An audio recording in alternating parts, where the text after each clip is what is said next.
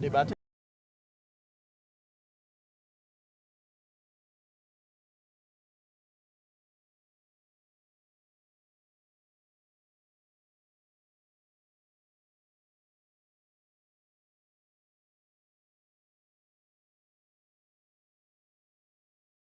And your name is? Croy. What? Croy.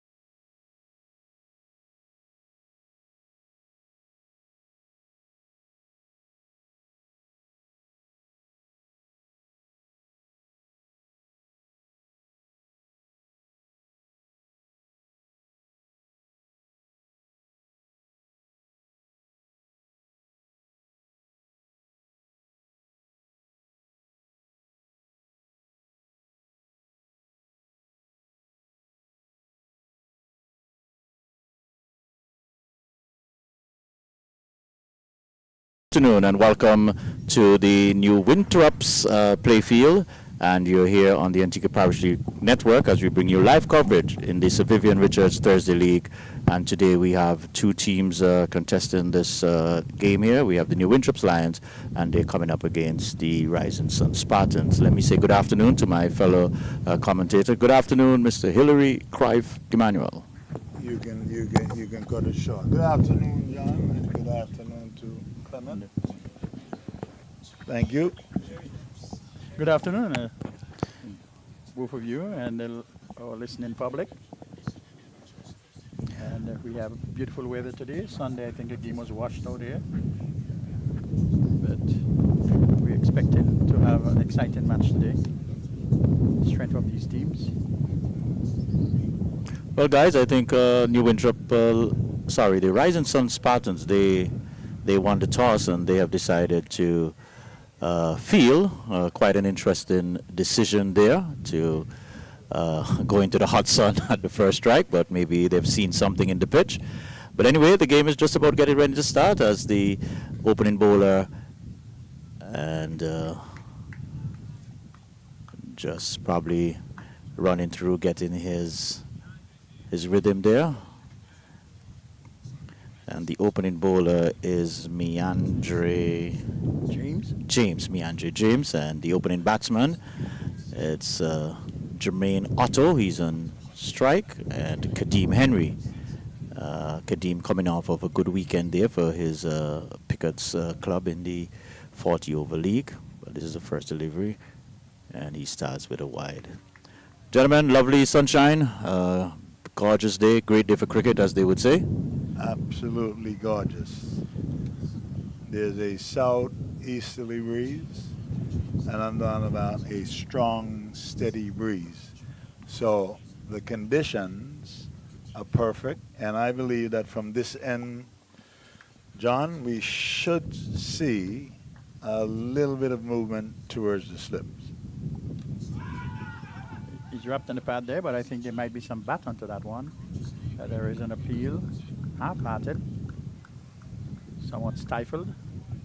And as you see, the wind is picking up. We see some dust rising out there in the field. He's bowling to a slip, kind of whitish first slip. Point, cover, mid-off. And there he's pushing that one offside the off stump to the man there at point. No run. I've seen only 2 or 3 deliveries, and for me, John, it's a pretty slow track. I cannot see that this bowler is going to be able to extract much, even if the first over. Lovely shot.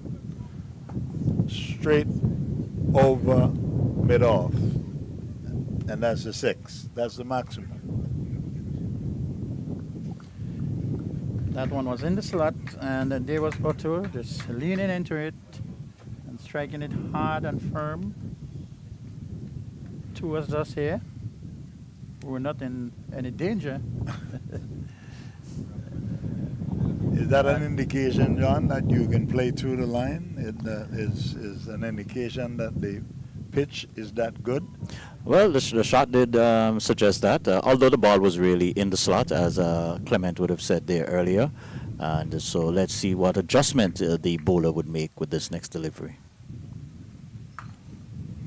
Shot, 4 runs. Short offside the off stump, and in Gordon Greenwich style, he just went on the back foot and punched that one through point for 4. 2 good cricket shots. Again, it should be an indication that the pitch is a good pitch. And the score moves on to 11 without loss. Well, the bowler, he did deliver before that. He was full. He got driven back over the top. Then he pulled his length back. Was a bit short. Let's see what he comes with.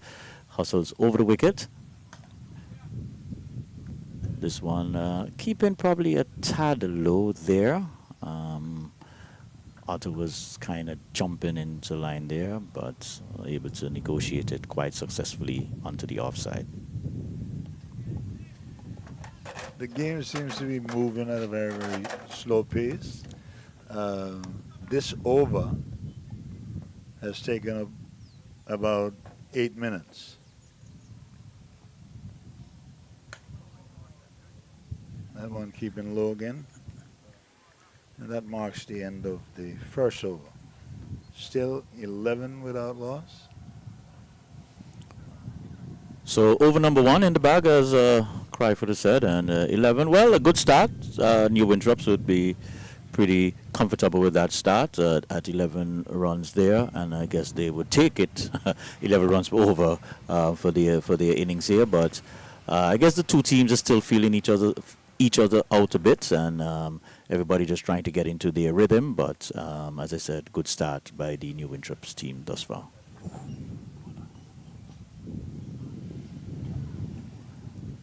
And the new bowler coming from the far end.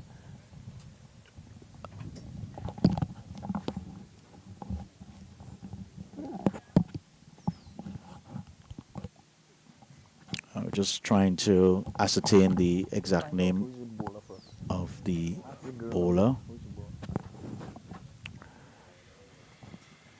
So, Kraft, as I was saying earlier, and Clement, Kadim had a very good weekend in the ABCA 40 over. I think he got a score of 80 and 40 plus, so he's in some good nick. And this one is pulled way over the mid-wicket boundary, and so good start there by Kadim. A short delivery. Kerry? Karik Mentor is the bowler, so not a good start by the youngster there. Cruyff. Well, from what I just saw, John, the wicket, the pitch is a good pitch, and he was able to pull that over mid wicket from the front foot. There was no need to go on the back foot.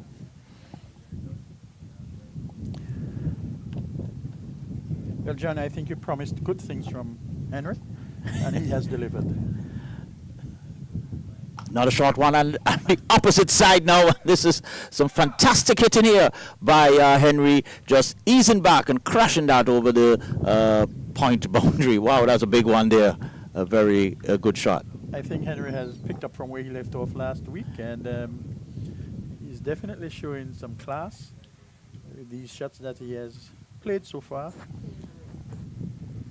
This is a very, very tough wicket to bowl on.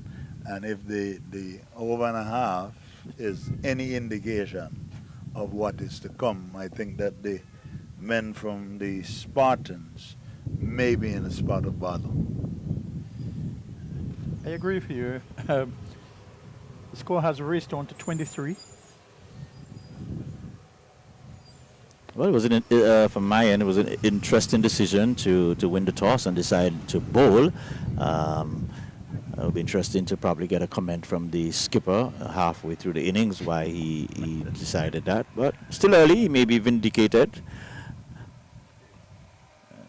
I would venture to say, John, that was a matter of self-preservation.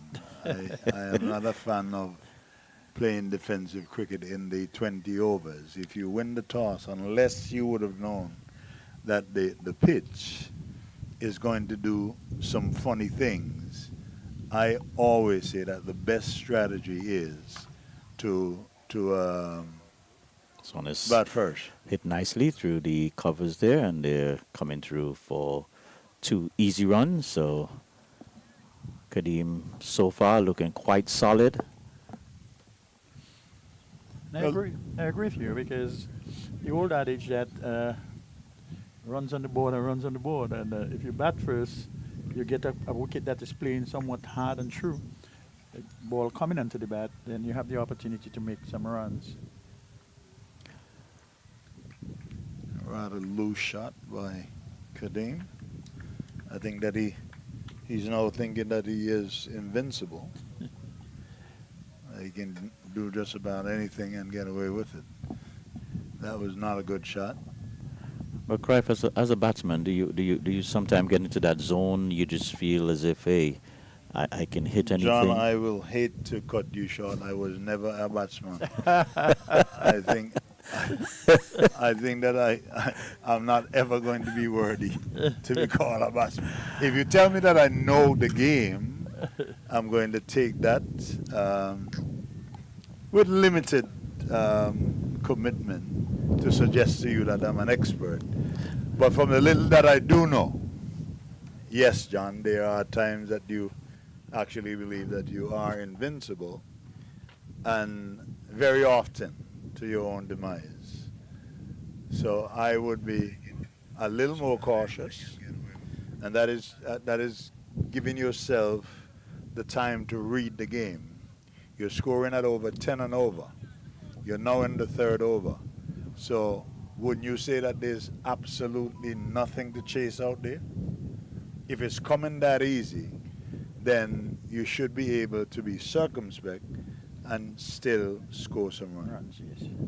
I agree with that. Be patient. Pick the bad balls. This one is punched into the cover area, but there's a man there at a short cover, moves to his right and collects. So it's 25 for 2 at the end of 2. Going at 11.54 on over, a partnership of 25 naturally. Projected score so far of 166. Might pick up, it might drop. It is hardly ever the case that it will hold steady. The outfield is very posh,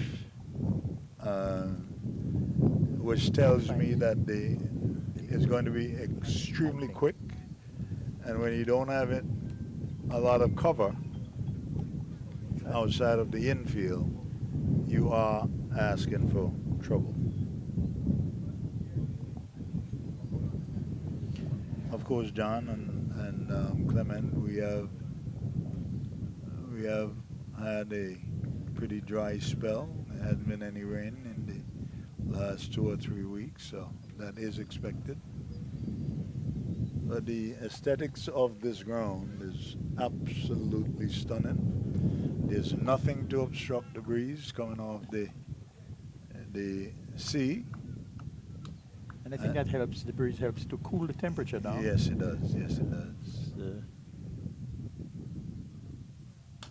And this one is hit Lostily again. another 6. Our cameraman was in some form of danger, but saved by the bell rather. Dropped slightly short. And sorry, go ahead. No, I was just going to say the bowler seems to really admire that shot. I think it was Otto who hit him in the first over, and he has now come back, and Otto seems to also like to repeat that shot, so almost identical. That's a different phone. 470. That's almost 470. As a loud appeal there, looks like he was coming across the wicket there, and umpire immediately saying not out.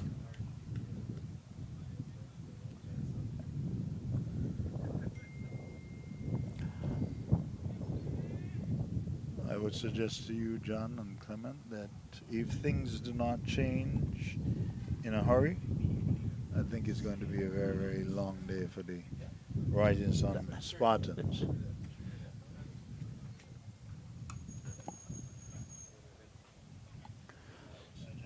So my correction there, it was Kadeem Henry was the one who hit that last 6 there.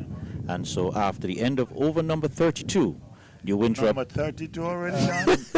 We only played at 20. We only played 20.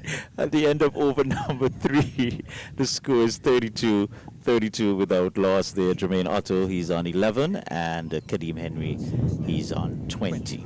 That happens when you've got the youthful exuberance, John. I'm not going to mark you too hard on that because, like I said, chalk that up to youthful exuberance.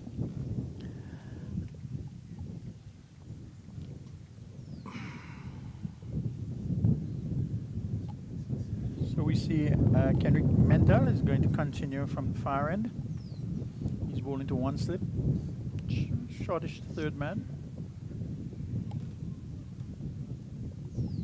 Gully between the midway, a backward point on the fence, extra cover, short extra cover, leg slip moving around, short mid wicket. There's a deep mid wicket. There's a man long off boundary. Long off that is. And bowling over the wicket, fast medium. And this one is driven beautifully down through the covers, but that man there at long off is run into his left, able to stop it. But the men have crossed for 2. The score moves up to 34. Otto to 13, Henry to 20.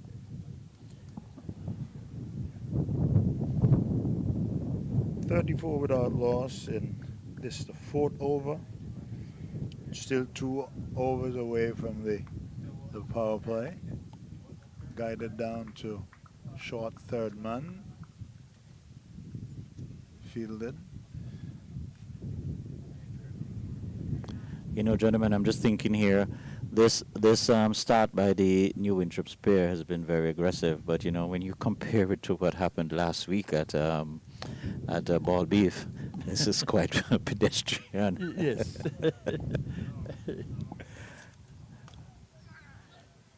Pushes on the onside.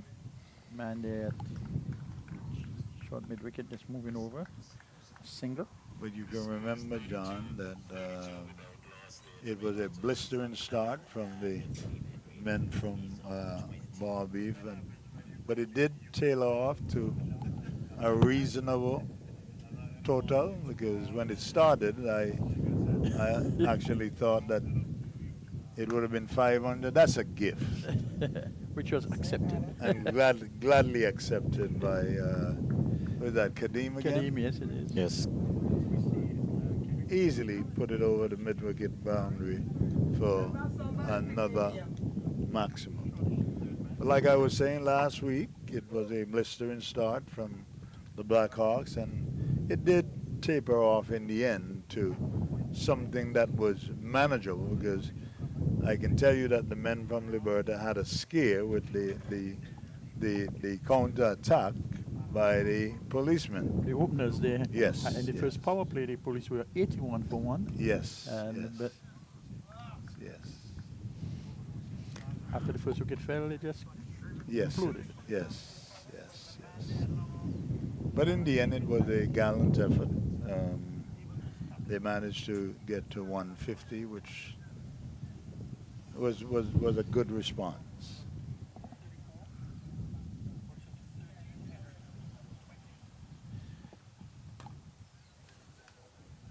Two steps down the wicket, met it on the full, and just punched it after long off for a single. That Henry. completes the over. And So- Henry is We have 4 overs in the bag. 42 without loss. Henry, he moves up to 27 from 13 deliveries. Jermaine Otto, he's on 14 from 11.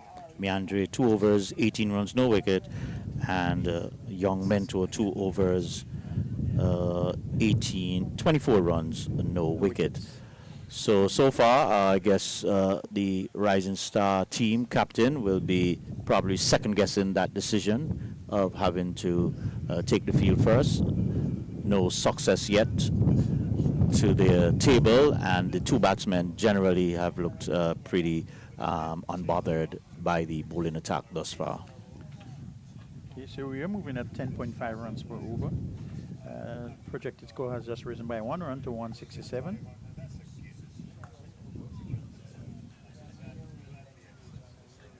Good delivery.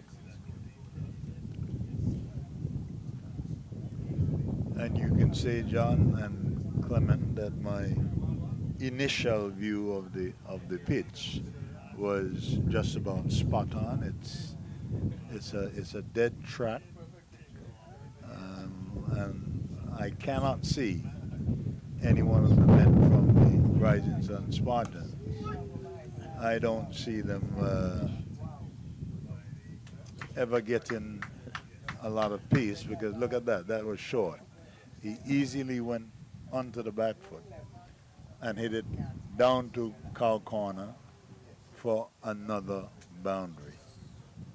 I think that was poor bowling there by James. The pitch is not given that level of support, and he would be better off trying to just put it up a little bit, just a little bit back of a length, but definitely that was a gift. John, that's easier to say. But when you're being clobbered on the up for 6, then you are going to wonder whether or not bowling. Well, that's a good length. That's the length I'm talking about, trying to Correct. exact that length. I know it's not easy to replicate delivery after delivery, but I think it's yeah. You spoke, if I can shift a while, you spoke of Kadeem continuing from where he left off yesterday. He's on 33, and he has 5 maximums out of the 33. Yeah. So, And it would be interesting to know how many balls. And Oh there's my, that another. is massive. There is That another. is a massive, and the car just eluded that collision damage there. And there was Henry just swiveling there on the back foot and just hiking that over the wide mid-wicket boundary there. So The sound of that ball coming off the bat was like thunder. it was. It sounded really, really good. And Henry is showing us his form. His superior class. He's hit 6 sixes in 39. 39. And if I'm not mistaken, his last innings, I think, was played right here. I can get some clarity, but I think they played actually against, Pickett's played against New Winthorpes right here, and he scored 83. I stand corrected, but that's what my memory's telling me. So he might be in love with this pitch and this ground to some extent. But that delivery cry, I won't say it was that short. I just felt he was able to just get the eyesight in there quickly and just latch onto that in a snap. Yes, he got into position quickly, rather quickly, and the ball came on kind of slow onto him, and so he had all the time in the world to do danger to it, which he did. So we've just had the first lost ball of the day. And like I said at the start, the game is proceeding very, very slowly. I mean, this is we're in the fifth over. 4.4 overs to be exact.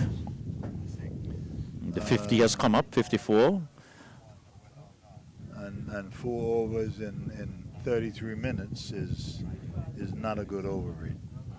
And I don't know if they're going to be penalized for it. That you need to be able to complete your 20 overs in some kind of allotted time. I'm not certain that is the case, but I think that provisions have to be made by the parish league organizers that without having a serious enclosure in terms of fenced property, that you're going to have to leave room for lost balls and stuff like that. For me, they should have a couple of balls available to help to speed up the game. I think last week's game at Liberta and Police, the innings was cut short at 4 p.m. because Correct. the Police had not gotten 16, in their 20 overs, so they had only bowled 16 overs. Right. And Liberta was already at 235 or 34 and Right. about. And I don't know if they were penalized. I Because inquired you and had- I told no. I thought some runs would have been added Right. to the score Right. because of the shortfall by the Police, but that appeared not to have happened. And they just closed out the Police innings at 16 overs. But guys, let me ask a question. Would it be fair to have the police team being penalized? That ball was lost. A lot of time was spent retrieving balls now. That is true. That is true. For instance, Look we what- have, exactly right, what's we have happening. No, here. But like you were saying, what you should have a box of balls at various stages of the game. If we need a new one, we send a new one. If we Correct. have one that is Correct. 4 overs old, you send one that is 4 overs old, and that would have taken care, just like in soccer. And even with that, I think that there should be an allotment of at least half an hour to 45 minutes. In that, if you're saying that they should finish the 20 overs in an hour, then that is suggesting that each over should not take more than 5 minutes. Right. But if that is the case, you must have an allotment where for lost balls and stuff like that. Right. It would only be fair. Yes, something akin of injury time in soccer. Correct. And something worked out better. A massive search party over there, and finally looks like someone came up with it. And yes, he came up with it where everybody was central at one location. He went into an opposite location and he was able to pick it up. So we should have some cricket back here shortly. Just to also say good afternoon to our viewers. We're coming live on our national broadcast station and ABS TV. So we want to say good afternoon to our viewers there and also those on the Antigua Parish League Network. Gentlemen, if you just allow me to cross over a bit, just taking a journey over to Barbados, just to update. West Indies in pursuit of 180, they made 190. And Australia now in response, they are 28 for 1. Azari Joseph getting the first wicket there of Kawaja, and I understand that the youngster what's his name again? Sam Constas. Canastas. Yeah. Canastas, he was dropped twice from Shamar Joseph's bowling. So Well, we have an emergency here. I don't know if they came to pick up one of the bowlers from from Rising Stars. I don't know, John. The catches that have been dropped in the game so far. To be today being no the same bowler. Um, I mean, I cannot see that you can continue to play Test cricket and you allow those kinds of chances. I mean, it is downright ridiculous. Two already in the second innings.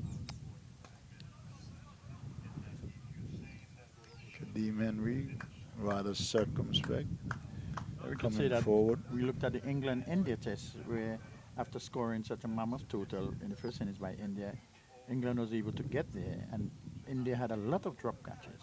Yes. And that contributed to England overhauling the score. Correct. Well, I guess it goes back to the adage, drop catches Matters. in matches.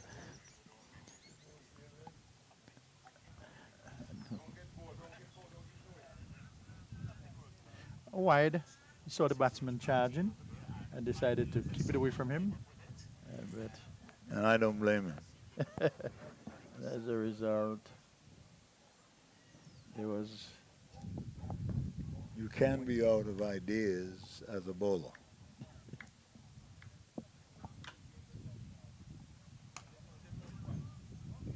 That's the length he needs to find, and so we come to the end of over number 5. Over number 5, the Winthorpes Lions deciding to, the Rising Star team putting in the New Winthrop Lions, and they have reached to 55 without loss. Kadeem Henry, 39 from 19 deliveries. Jermaine Otto, he's on 14. Still maintaining that steady run rate of over 5 and over. it's 11. 11 at the moment, yes. Projected score has gone up to 183. And 183? I'm seeing. projected score. Okay. I guess we're using two different scoring cards. I'm seeing my scoring card is telling me 220. For the projected score? Yes. But Change of bowler? yeah, I was just going to ask you guys.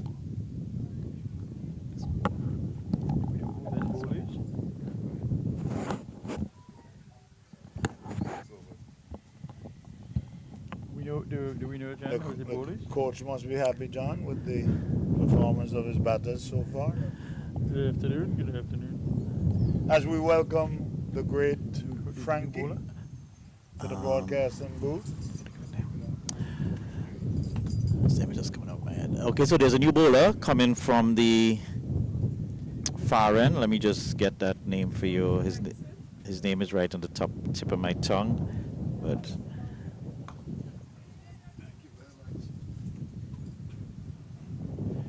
In the meantime, as we get the bowler's name, there is Amal, yes. It's That was hit wide that of by short mid off for a boundary. Amal Nathaniel.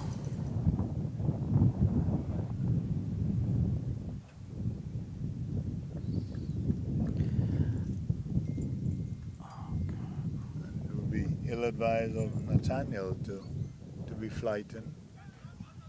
Quicker delivery, played down to short backward point. No run.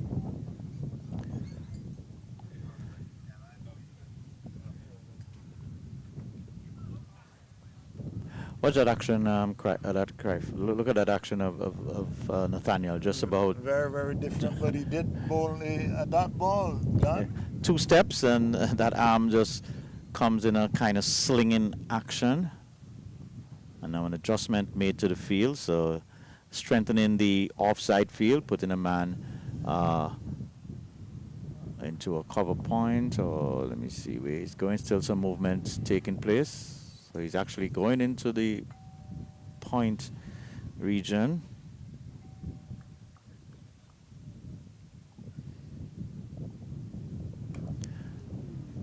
and this one is hoisted hard and high over mid wicket.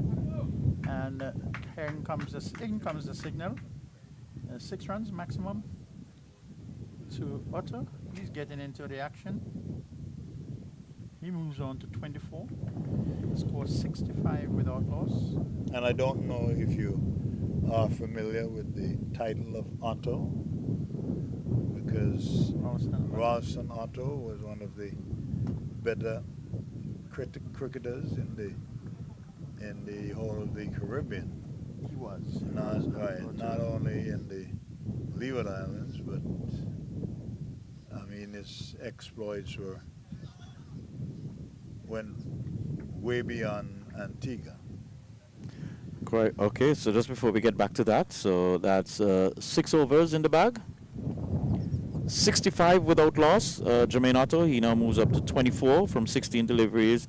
Kadeem Henry, he's on 39, and the bowling so far, Meandre, 3 overs, 31 runs. Kerrick Mento, 2 for 24, and Nathaniel with this 1 over for 10 runs. So far, no success for the bowlers. So Ralston Otto, following cricket from a very long time when we had real good cricketers. Ralston Otto came around. He came good at the wrong time. So Like so many of the other players. There were too many good players. Yeah, but I think he was one of the most unfortunate. Just could not Yes. get a test. And you can say to an extent, Celestin Payne of Barbados. I've heard of that name also. He played one solitary test, and that was when Duja's hand was broken, finger was broken by a Patrick Patterson delivery in Guyana. And he played that test in Barbados, and Duja came back, and Celestin Payne never played another test. We have a change of bowling from the commentary end. Kadeem Josiah. Thick inside edge. Full delivery. Yes, Malcolm Otto was a gem of a cricketer.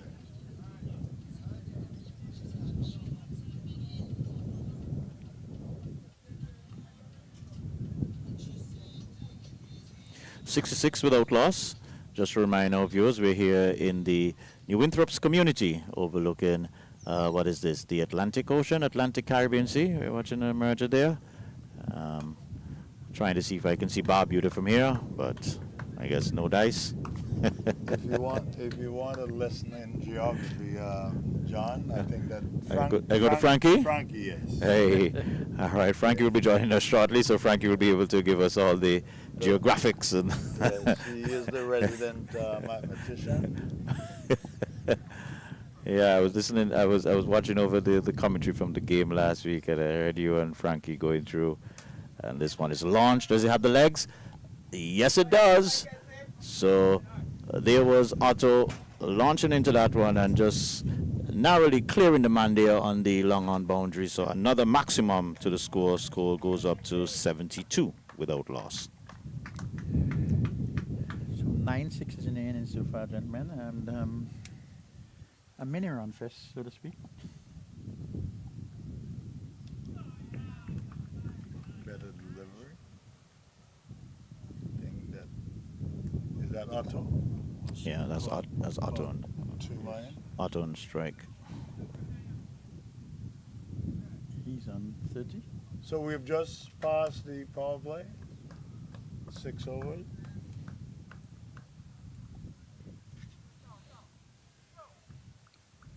One of the better overs, gentlemen. 7 runs coming from that over.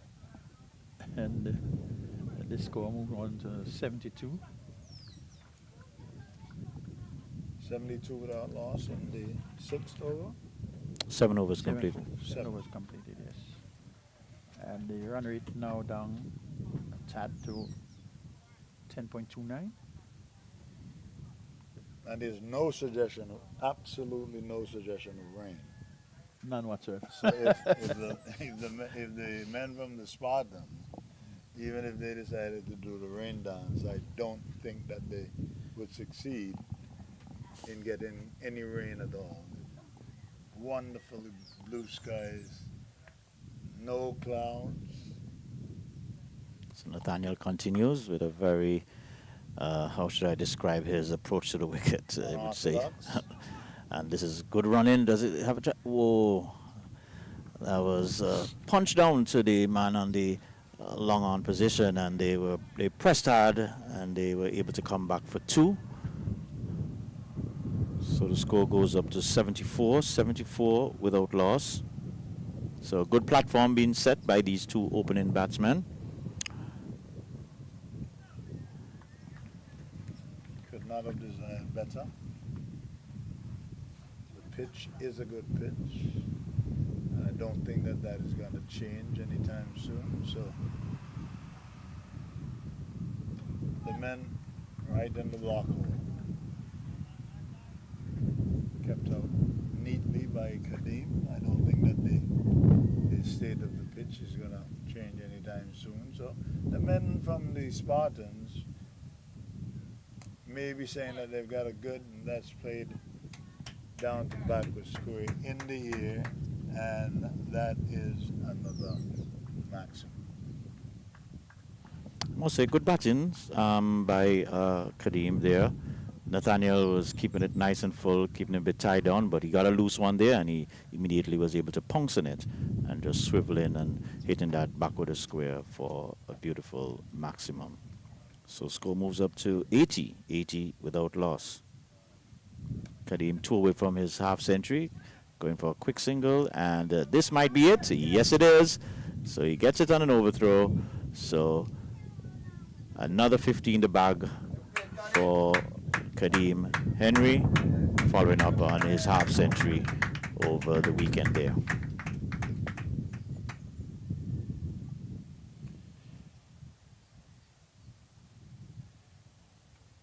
And with the exception of the one loose shot that he played, I think that he's absolutely dialed in. And he has made scoring a habit. Yes. But, just flick that one through a short mid wicket for a single. He moves on to 51. The score to 83 without loss at the end of over number 8. 51 to Kadeem Henry and Jermaine Otto on 30. What I would say I've loved to see about Kadeem this far in his innings is he hasn't tried to hit everything.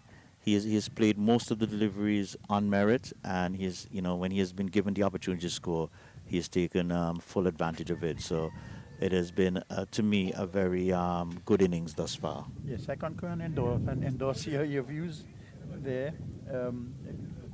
That one indiscriminate shot that he played, besides that he has been circumspect, he has been picking his battles. As Josiah it is, continues, and this one is driven along the ground, down to the man there at long off. And a single to Kadeem, he moves on for 52. Rotating the strike. So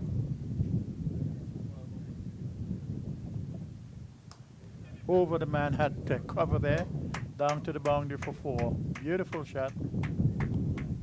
Airborne for a while, but not in any danger of being caught.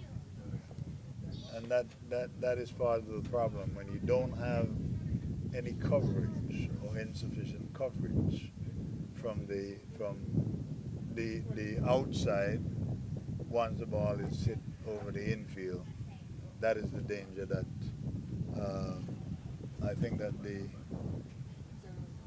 Rising Sun Spartans will be exposed to. This should be caught easily.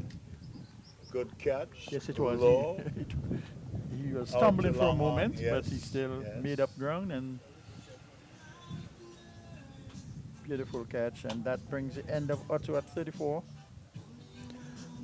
Gentlemen, if we looked at that shot, we would see that was a forced shot. He wasn't in Yes. any position. He tried to make something out of nothing, and so he perished for that effort. And so just trying to recognize who it is. But he goes caught there on the long on boundary, or fieldsman running in there, taking a simple catch in the end. And so a good partnership nonetheless. Anybody would give say they will take 88 runs, and you hear the applause coming from his teammates and a few sprinkling of supporters here who appreciated the effort here by Otto. In the end, giving it away, the ball was not there for that shot. But he seemed to have committed himself to playing the shot, and the ball did make a little bit of height. So I think that's exactly what would have done him in. But a good innings, characterized with the free flowing of the bats by the two openers. Well, let's see if this produces a change of pace in terms of the scoring, because it's now 88 for 1, and this is the 8 over. Clement? Just a second, please. I was just trying to get the new batter's name, who I think Bartlett Henry. Is he related to Kadeem? Oh, that's true. We have Henry by 2, so Bartlett immediately getting off the mark, just turning that behind. And that's that's a wide signal there by the umpire. So no bat. Late signal. No bat there. So Bartlett still yet to get off the mark. So that's a wide with a single? No, it's 2 wides. Eluded the, and that one is flicked there by Kadeem Henry, and so another single to the score, going up to 90 for 1. So this is where New Winthrop would want to try and apply a little pressure to the new batsman, see if they can tighten up on one end and put a little more pressure, and hopefully that could go back onto Kadeem. He may play a rash stroke, so they may want to look at this period as a very important period to try and get themselves back into the game here. Gentlemen, it was good to be in your company. I'm going to make way to the general, Frankie, and I will probably be doing the outside broadcasting, doing interviews. So nice to be in your company, John and Clement. Nice. But here's where I take my leave. Okay. So another over completed there. So over, are we midway? This is over number 9. Over number 9. So wow, still keeping that 10 runs and over there. 92 for 1. 92 for 1. So Clement, I would say New Winthrops. Let me just clarify there. When the wide was bowled, there were 2 runs, right? Wasn't there? It should be 2 because he signaled wide. So that would have taken it to 91. No, it was 9. Remember, it was 90. Well, I'm just going on the official. 1 4 wicket, then 2 wides. So what's your score now? It's 92 for 1. Okay, so Bartlett Henry is on 1. Yes.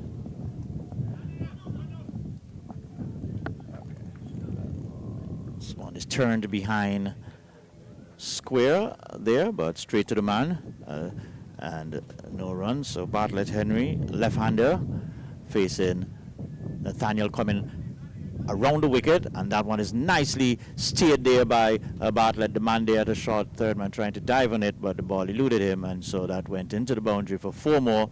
So a nice little nifty shot there, as we say good afternoon and welcome to the veteran Colin Francis. Thank you, John, and good afternoon to you and Clement. Good afternoon, John. How are you guys doing today? I mean, Colin, sorry. Doing Yes. good, great.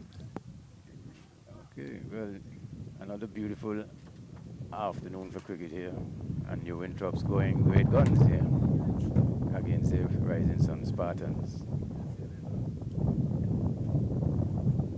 So, in your absence, we saw Kadeem Henry bringing up his 2nd consecutive 50 as many games.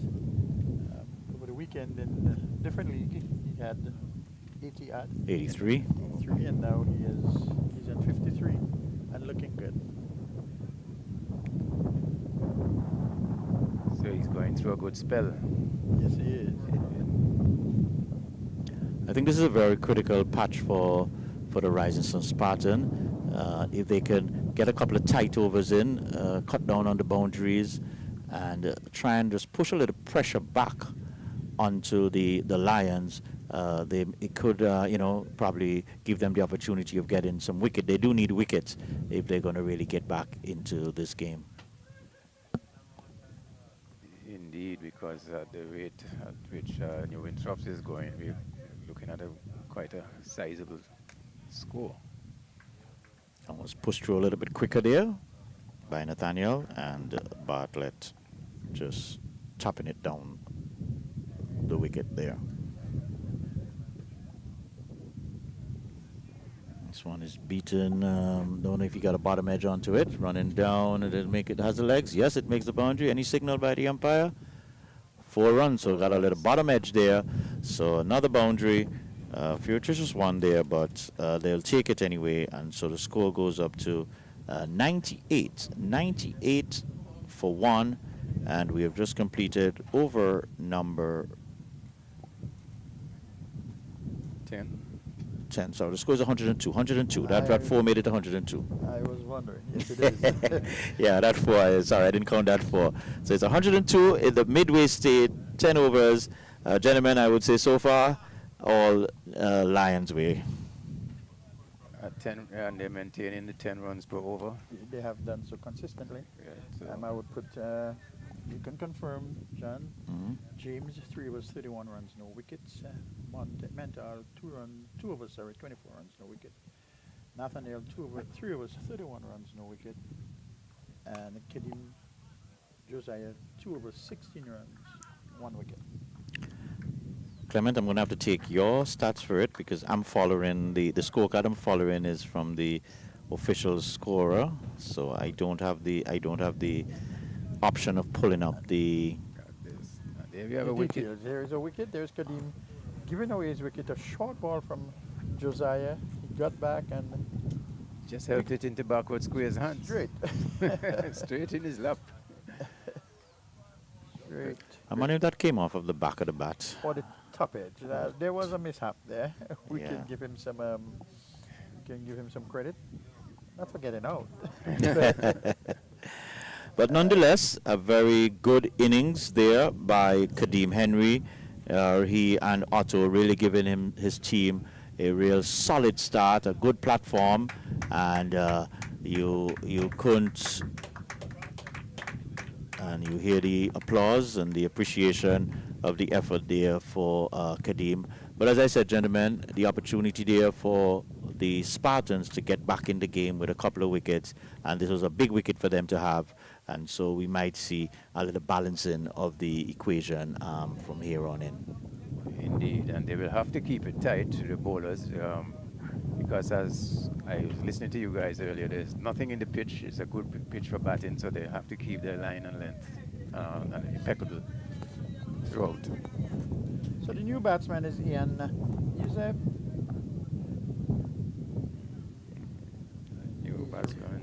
Yusebi. Yusebi, pronounced Yusebi. Yes, I think that's the pronunciation. Okay. So relatively 2 fresh batsmen in the wicket. So it's Josiah trying to keep the pressure on. That's just popping off maybe the gloves there, but no one in close proximity. Not in a T20 game you'd really find anyone there. And so Lives to fight another. they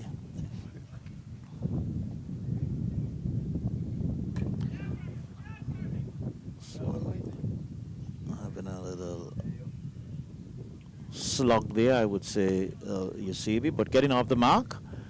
And so score goes up to 103.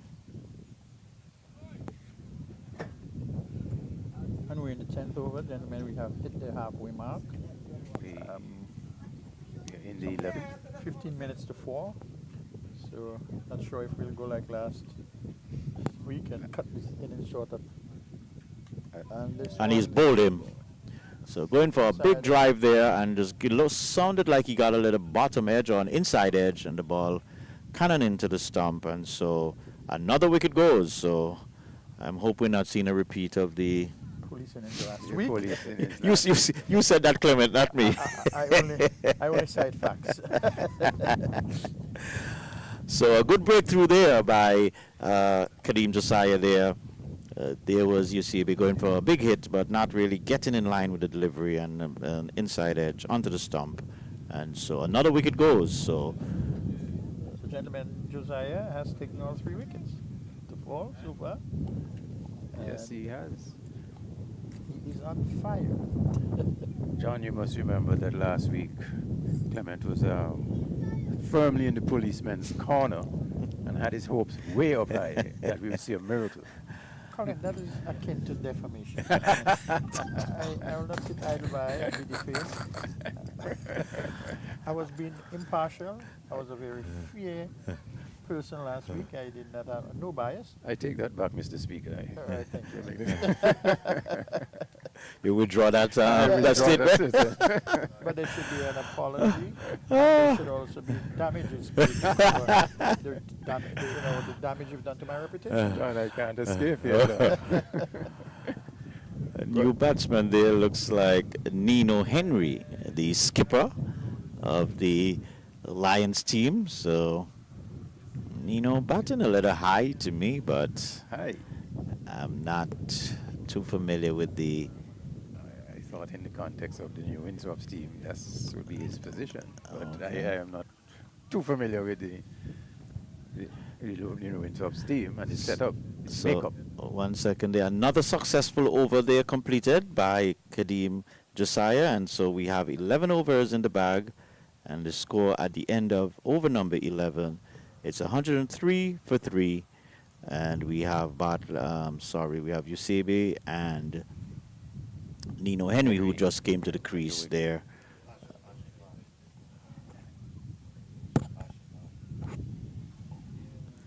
Asher. There's nothing like a few wickets to slow down The the batting batsman is, side. you say, Asher? No, it's Usebe. Oh, okay.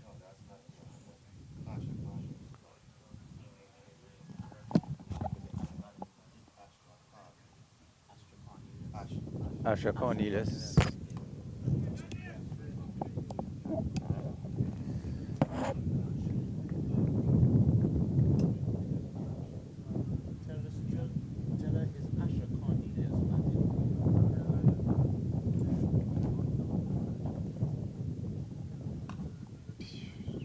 Straight back over the bowler's head, long off, moves around. Does he save the boundary? Yes, he does.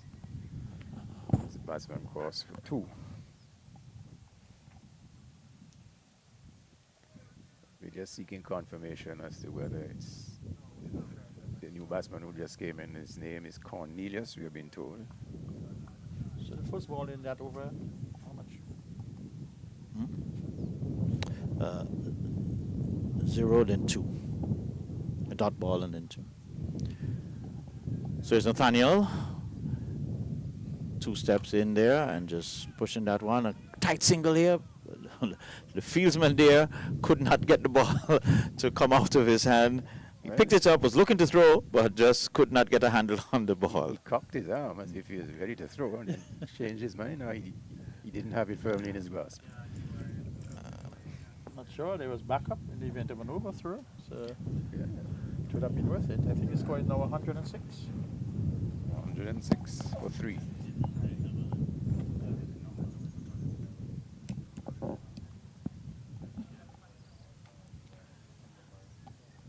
And this one, I think, outside edge. You could say it was a well-designed shot.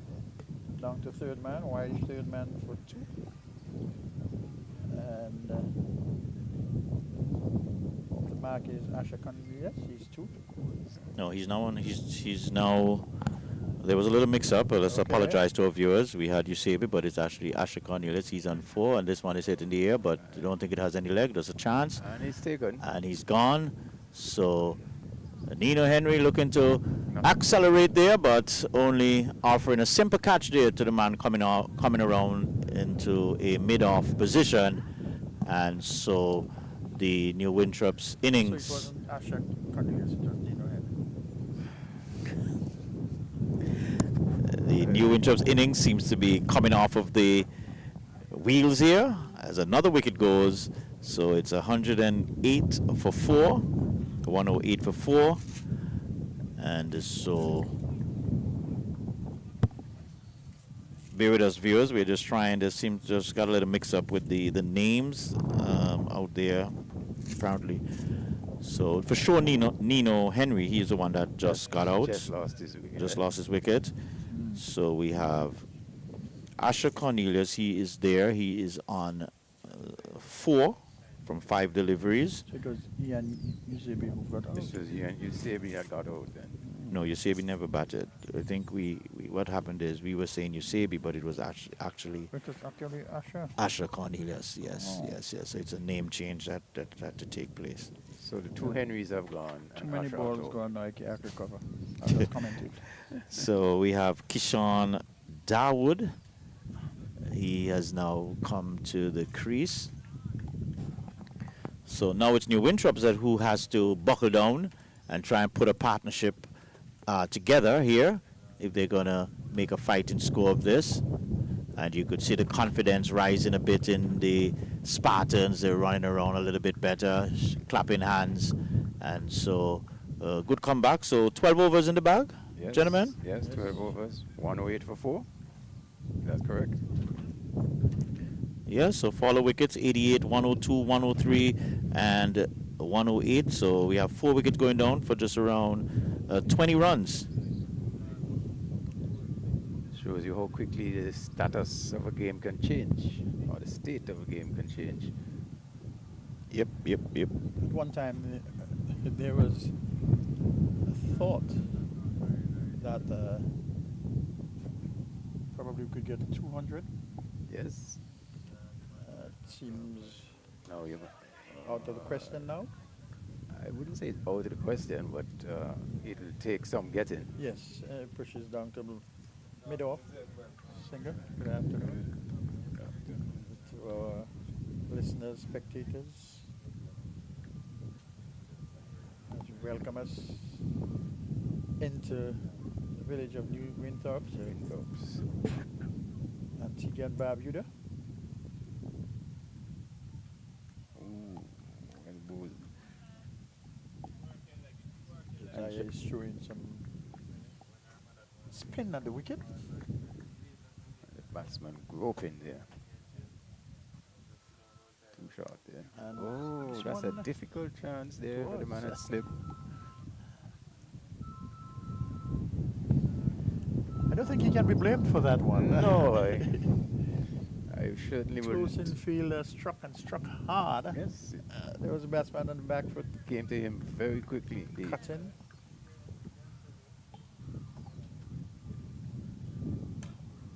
This one should be straight down. Oh, Oh, my Oh, gosh. my goodness. In Oh and my out. gosh.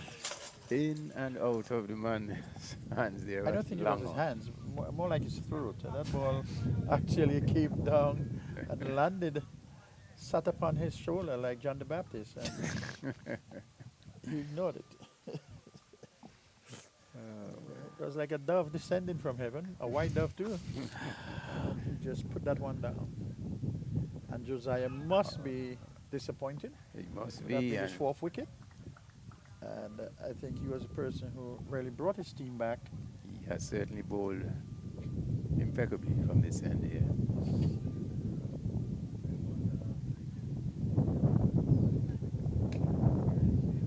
This one is driven wideish cover.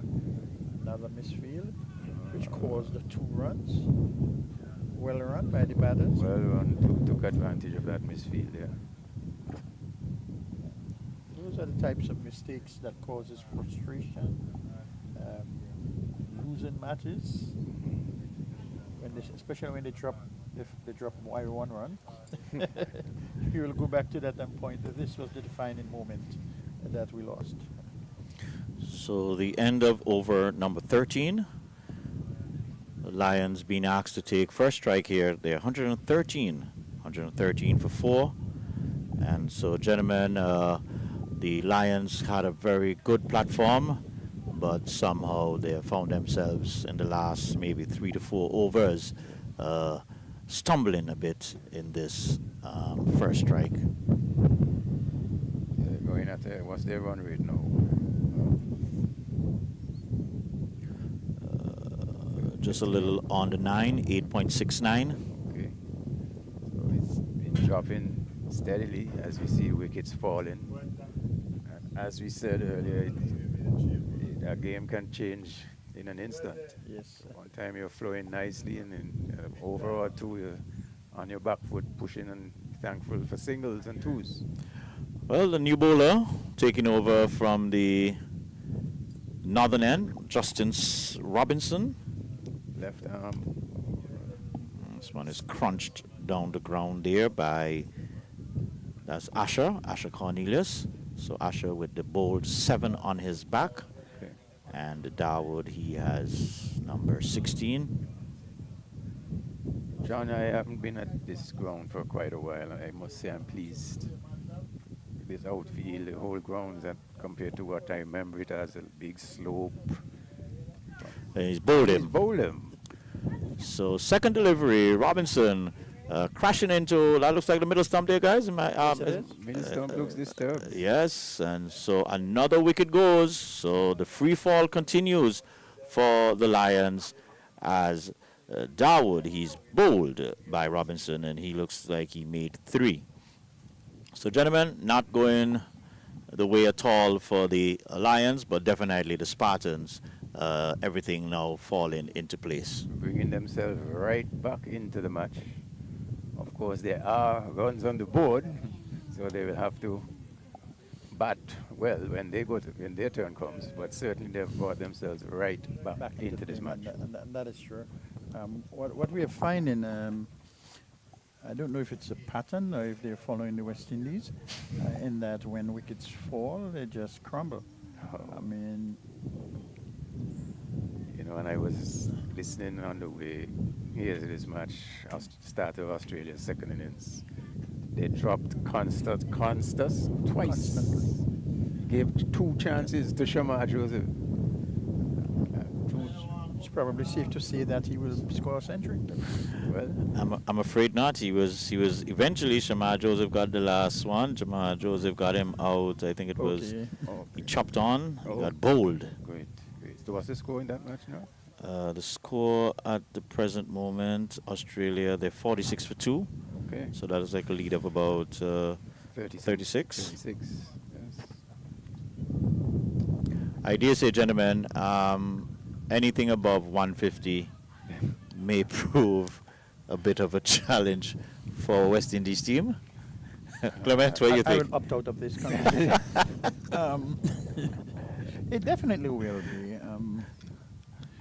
West Indies are going to have to apply themselves. I heard Darren Sammy said the other day we cannot, words to the effect that we cannot, that's 4, punch through the cover area. But no, don't it's know. not. There's a Man sweep out cutting there. it off. Only a single. But he was saying that in reference to Hodge and Afanaz, that those who score 20s, in the average 20s, you know, should not be, or should be able to be dropped.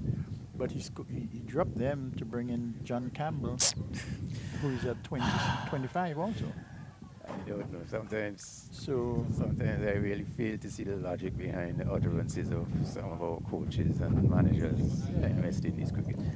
Gentlemen, we'll come back to that a bit. 14 overs in the bag, 116 for 5. Usabe now is out there. He's on 1, and Cornelius, he's on 8. These two batsmen, well, Usabe, he's been around quite a while for New Winthops. Cornelius, I know, is a batsman who has shown promise in his youth coming up, and he has some good scores behind his name, good performances. So I would say that these two batsmen are more than capable of bringing it back around, so to speak, for the New Winthops. But let's see, as we have a change of bowling here at the southern end. That's Taim Chung, Okay. another promising fast bowler. I think he plays generally most of his cricket with the Bowlands Masters. I know he was, a couple of years ago, he was touted very highly promising. Don't know what has happened. Sort of dropped off of the radar maybe. No, I think he did a stint in England Okay. also. does have a nice action, and on a lively wicket looks capable of generating some pace and damage. Runs away from us. Bowls short. And there was the batsman trying to dig that one out. Got a thick inside edge down to long leg area. And they were able to complete two. 2 runs. Runs, so score goes up to 116. 116 for 5. Or 18, 118. 118. Okay, I'm probably behind. Yeah, 118. Sorry, my scorecard did not update as quickly as the game is playing. So Taim Tong over the wicket. Down. It's full. Hitting the pad full there. Umpire signals leg Leg by. by. Leg by. That one probably going down leg. It will have to be. Let's look at the replay. Okay, the front foot is good. Because from this angle, I thought it was very well worth a shot. Yeah, Front hit foot is it. good. We'll go past that. We'll look at. Hit him well outside the leg, although it was so full. there is Okay. a fine. There is, you know. You no saw an spike. edge? Any No ultra spike, edge? None whatsoever. Okay. Ultra edge. And ball tracking down the leg side. And that was well sent back there by the batsman. Yeah, I saw Taim last Sunday gone at Pickett's. He looked quick, but he was bowling to the tertiary school team, so some youngsters there, so it looked a bit quick, It's dependent a Facebook feed. on the ACB Parish. competition he was playing, but he came to again right arm over, and this one is driven nicely by Usebe, it looks like, and another misfield. Yes. And the Spartans will have to tighten up on their fieldings. A lot of ones have become twos. Well, one of the things I've seen these new ACB batsmen have done, ACB Parish. they may not be hitting the boundaries as before, as Henry and Otto was, but they're definitely pushing hard Yes. in the wicket, turning the ones into twos and the twos probably into threes. But let's see Taim going full, and a soft dismissal here. Probably, That's a this. Wow. yeah, he just lobbed it to the man there at a wide mid-off position there. Didn't have to move 1 inch, and so another wicket goes. A soft dismissal there by. Who is that? Usebi? Gonna get that. And we have number 11, who appears to be a draftee. Is drafted into the team to make up the numbers. I don't know. I see John is chocolate there. Okay, he doesn't want I to get involved will- in this one. Not at all, sir. I have nothing to say. Like the MC Hammer, don't touch this. Huh? All right. I was looking at him there and thinking that he's giving me some competition with the status of his hair on his Right. head in Yes. terms of the grades. Yeah, that was Usebi who was caught that's by what I- Sean Joseph, bowled by a Taim Tong. He made 3. So Asher Cornelius is still there on 12. And so the new batsman going out there, number 11, just will get his name for you shortly. So what we have seen is a major collapse by the New Winthrop By the Spartans. Spartans. So, New Winthorpe's Lions, is it? The Winthrop Yes. Lions, Lions, I'm sorry. The first wicket went at 72, if I recall. 88. 88, sorry. And then it was all downhill from there. Yes, with the departure of Otto and Henry, it's been a steady flow.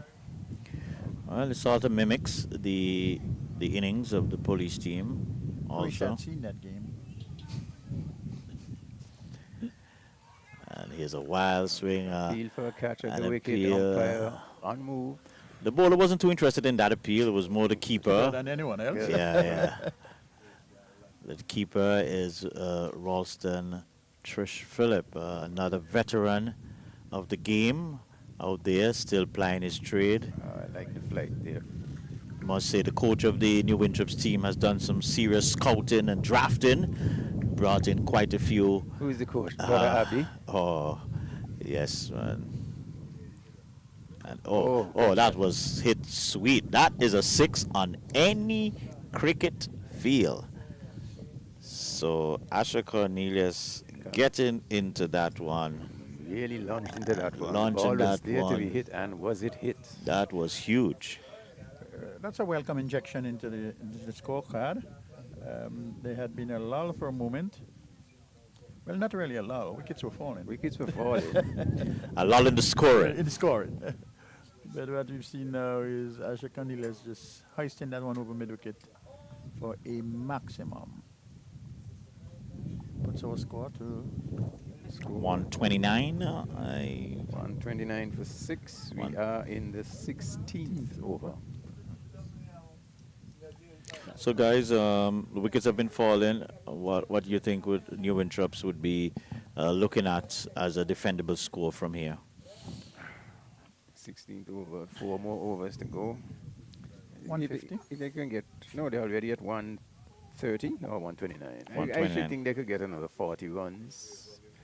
I'm looking at 170, 180. Okay. 30. Oh, another bottom edge, looks like. But no damage done there. And so at the end of over number 16. It's 130 for 6. Colin suggesting that they may get. You believe they will, or they should, or they may get another 40? Well, actually, Is what they should need to be competitive? to be competitive, Right. that's what I would say. And I'm hoping they can get there. 6 men out so far, 4 wickets to go. So if you believe they could get there, how many fingers am I holding up? Looks like 3. 3 fingers. Yeah. Okay. I trust you. Ladies and gentlemen, you're watching live cricket here from the New Winthorpes Playfield, coming to you live on our Antigua Parish League Network, ACB Antigua Parish League Network, on our YouTube, Facebook, Instagram, and our X page, and also coming to you live on our ABS platform. So we want to welcome all of our viewers, and we do hope that you're enjoying the cricket here at the New Winthorpes Playfield. Okay, so they have they rotate in the strike, getting the runs, no dot balls, which is Which is good. Yes, which is good. All goes well for them. John, you see what Clement just did to me there. I'll get back to it. Taim Chung, this one just a little bit wider. Batsman just having a whiff and coming up with nothing but air.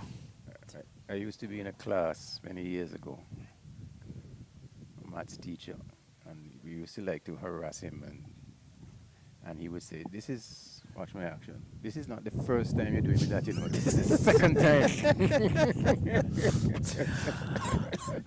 Viewers, I'm happy that the camera is not on us, as this one is pushed into the offside, and they run through for a little single there, quick single. So another run goes onto the scorecard. 132. 16.3 overs. I like to see Tong's action. Yes, he looks like the complete pacer. Nice. Oh, And this dinosaur should be 6, ball. is it? Should be a no ball. He was going for the slow delivery there, but Full. could not And control yes. it. So a no ball. And a free hit coming up. That should have been 6, and the free hit, another 6. But he missed it. Well, And, I guess he was kind of surprised. probably, yes, he was. So the batsman there is Asher Cornelius. He's on 20 from 18 deliveries. Let's see if he can take full advantage. Am I seeing correctly there, John, that this batsman is Greg Skeppel? Yep. Okay. Lead on the mid wicket. There's a man there short mid wicket who fields. A single. Single to Skeppel. Waste of free hit. Yes, I think he could have have done much more with that. Yes, Put sure. more effort into his swing.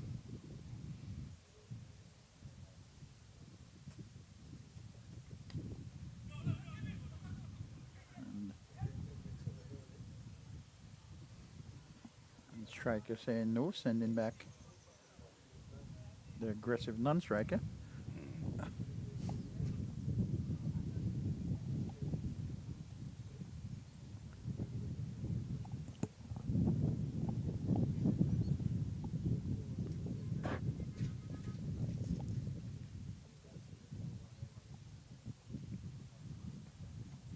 Very Oh my short. gosh.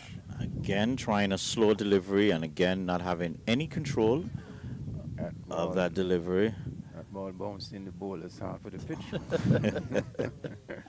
And not taken advantage of, as we see again. Definitely did not. Should have followed that one wherever it was and gotten it deep over square leg, backward square, somewhere in that region. 6. So 17 overs completed. The Lions being asked to take first strike. They're 137 for 6. And so after having 88 run partnership falling off quite a bit, this pair seeing if they could do a little back end revolt. But Robinson, Justin Robinson, he would have other ideas coming from the northern end. We have the leg side boundary populated with a man on the square leg, mid wicket, and a wide long on position. And this one, he's launching into it and hitting it straight to the man at the wide long on. And so a single, 138. So what's your prediction, Clement, as final score? 3 We're looking overs at, to go. I mean, it's 3 overs left, and they're at 137, 138, thereabout. 38. And I'm thinking that probably 160, 170, thereabout. I'm expecting them. I think I'll Not, look- not I'll- at this, Huh? not like that. Not like that. Not like that. They're going to have to look at the ball and get some proper shots in.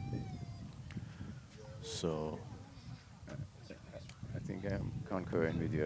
160. Oh, is his trouble here? What does the umpire say? Is he run out? No, He's not going to be out because I think the keeper Go. lost the ball, and by the time he rooted the stumps, he was too late. So, yeah, that's a missed opportunity there Definitely. for the Spartans there. That could have been another wicket there, but a little fumble there by the keeper, and so Skeppel was able to make his ground. I think what he did as well, he broke the stumps before he was in control of the ball. okay. Yes. Straight to the man there at short cover. Oh. Skeppel, Greg Skeppel, another veteran of the game here. Just This is why I asked you to confirm, John, that I was seeing correctly. I had no idea Greg Skeppel was still in our game. Not that I want so-called old people to retire. As you know, as soon as players reach 30 now, it's, hey, old. No, stay there. The experience is good and teach the youngsters. well, I think that would be his role in the New Winthrop setup. He would be there to offer some level of guidance, inspiration, motivation. You know, that would be his role. I don't think they're looking for him. This one, Poor fielding again. Is that tongue Very down much. there? Taim Tongue, yes. Tongue. These are the things that demoralize the bowlers and make matches slip away. But anyway, it's the end of the 18th. 143 for 6. Okay, 2 overs to go. 143. Our projected score is 156. That should change shortly. Project, yeah. upwards, downwards. So we have Josiah with 3 wickets and a wicket apiece for Tong, Robinson, and Nathaniel. The 2 opening bowlers, James and Carrick, they went for quite a bit of punishment in the early part when Kadeem Henry and Jermaine Otto was in full flight, but after they were able to break that partnership on 88, they've really pulled back this game, have the Spartans. This one is coming off a thick edge. I think it's going to drop quite safely. Yes. And the third man runs in and collects it on one bounce. The start of the penultimate over here being bowled by Time Tongue. Speaking about stick, coming in for some stick early in the innings, takes us back to O'Shane Thomas last week when Scott and I think was it Jones or James, the police openers? Yeah, Joran James. Yeah. Joran Jones, sorry. I don't know if you recall that particular Richie Richardson like 6 off the eyebrow of of O'Shane Thomas. That was my moment of the match. It was. Last week, yeah. It was the Aggressive bowling and the response from the batsman. equal to Lovely. the task. Oh, yes. 145.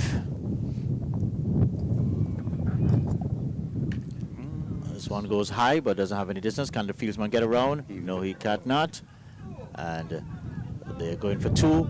Again, Skeppel is struggling a bit, but finally makes it.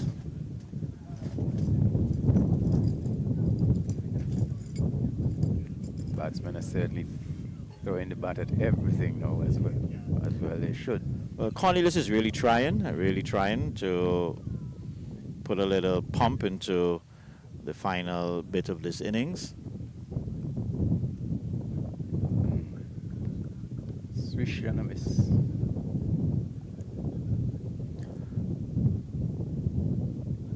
So 147 for 6. Run rate at the present moment is 7.95. So a far cry, then they were just about... They would have been aiming for 200 or thereabouts earlier on. Oh, that was close. Football skills failed you there. Good attempt anyway as the batsman scampered the single there. 148 now for 6. And he's very much into the game of football also, is Taim Tong. Yeah, he seems to be an all-round sports personnel. So would he have been a SAP player? I'm not too certain who he laces up the boots for, but I know you'll hear his name sometimes in the football circles. Yes.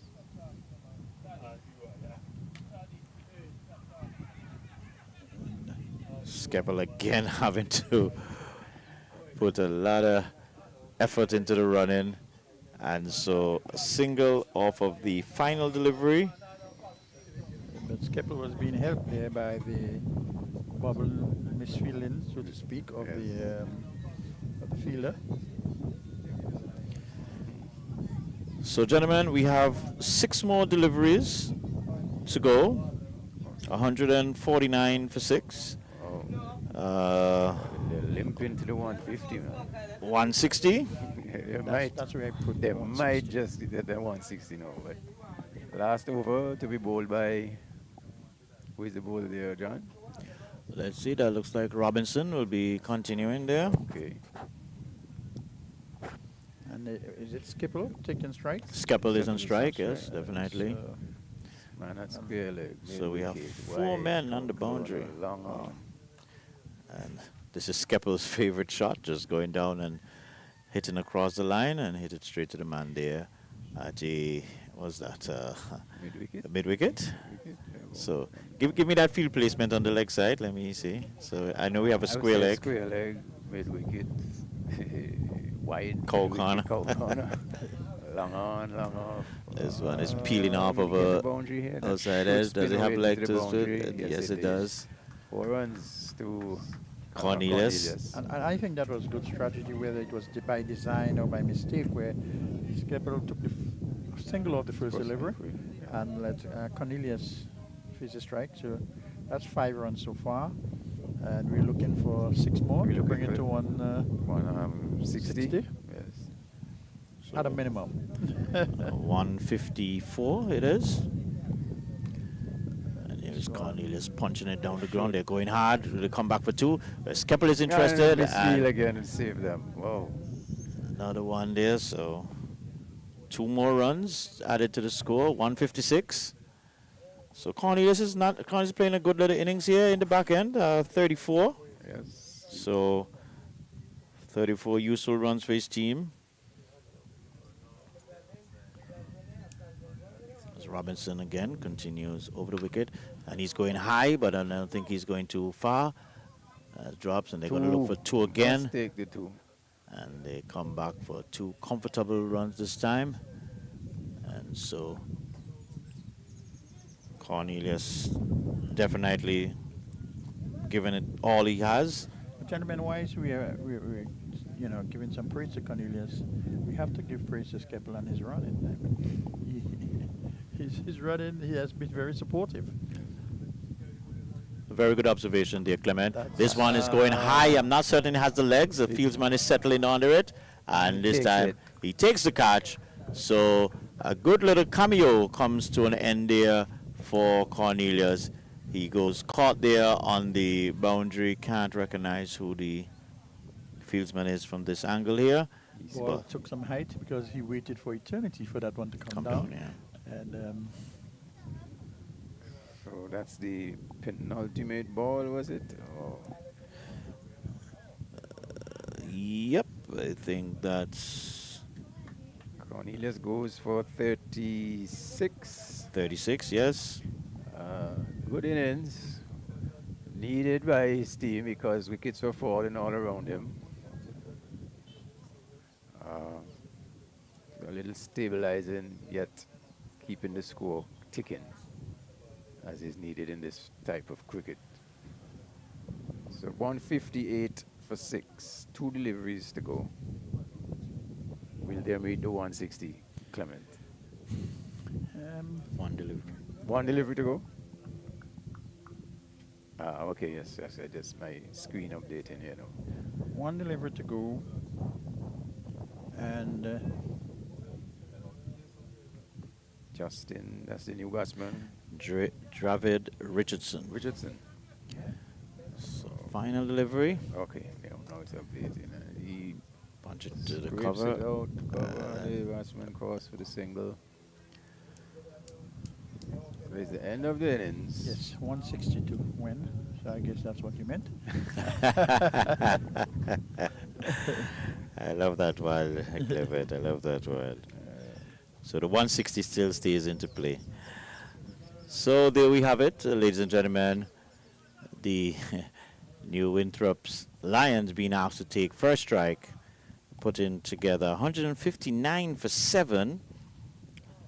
And Clement, you were here from the start. A very good partnership there by Kadeem Henry and Jermaine Otto getting their team off to a flyer here. It was indeed a good innings by the two, and it gave the team a foundation which they could have built upon to get somewhere close to the 200s.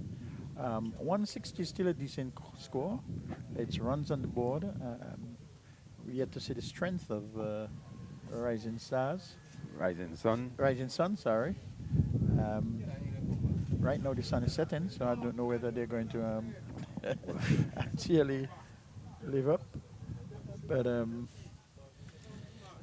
it started when Otto basically played a loose shot and got out. And from there we saw a lot of wickets just tumbling. I think that's Josiah. Oh, no, where's my, okay. It was Josiah who did well and came in there and took 3 wickets, had a catch dropped off his bowling. Yes. Yes, we were looking at we were projecting a score that's in the after 10 overs, 9-10 overs. We were looking at say 200 runs. Yes, that was feasible then. But credit to Rising Sun, they kept at it. Things went their way, so to speak, but they did keep at it, and the bowler from the southern end here took the 3 wickets, really helped to pull things back for them. Yes, he did put some bricks on them, and then see what happens now. And the In the Rising Suns innings. second inning.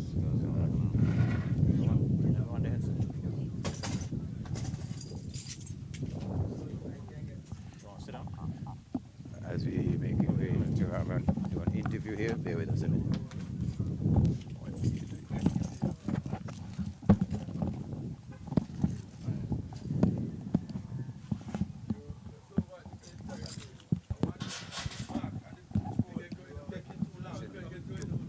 Karim Henry. Yeah. Okay. We are just going to have a few words with Kadeem Henry of the Winthorpe's team. Kadeem, welcome to our studio, so to speak. 159 on the scorecard. Do you think that's enough? Based on the pitch, it's a bit tacky, so I think our spinners will be very vital on the wicket. If we bowl our right areas to the guys, it should be a challenging score. So you say the wicket is a bit tacky, you say, so his ball is holding up? Yes, it is. It's holding up Okay, didn't pick that up from out here. Are you pleased with your effort, your contribution? Yes, of course. It's always good to get the team to a decent score. Should have been more. Didn't want to get out of that delivery, but it happens. Okay, yes, because we were looking here after 8-9 overs, we were projecting a score of 200, but things fell away. What went wrong? What did you say? Just a cluster of wickets lost at the wrong point in time. I think after the opening partnership, when Otto got out, we could have stuck around a bit more and just took the game as deep as possible. Okay, so you said the wicket is a bit tacky. Is that the norm for New Winthorpe's, this pitch? Not necessarily. The pitches have been better over the last couple of years. I guess it's just down to how much time they've had to prepare it, to be honest. So I think with a bit of rolling and the sun, obviously it will become a bit better, but I still don't see it playing extremely better than what it was. Okay, and you said that you expect your spinners. Is that the strength in your bowling attack, New Winthorpe's bowling attack? Or? I would say so, based on the amount of spins that we have at our disposal. Okay, and those spinners would be Yusebi? So it would be myself, Yusebi, Randall Boston.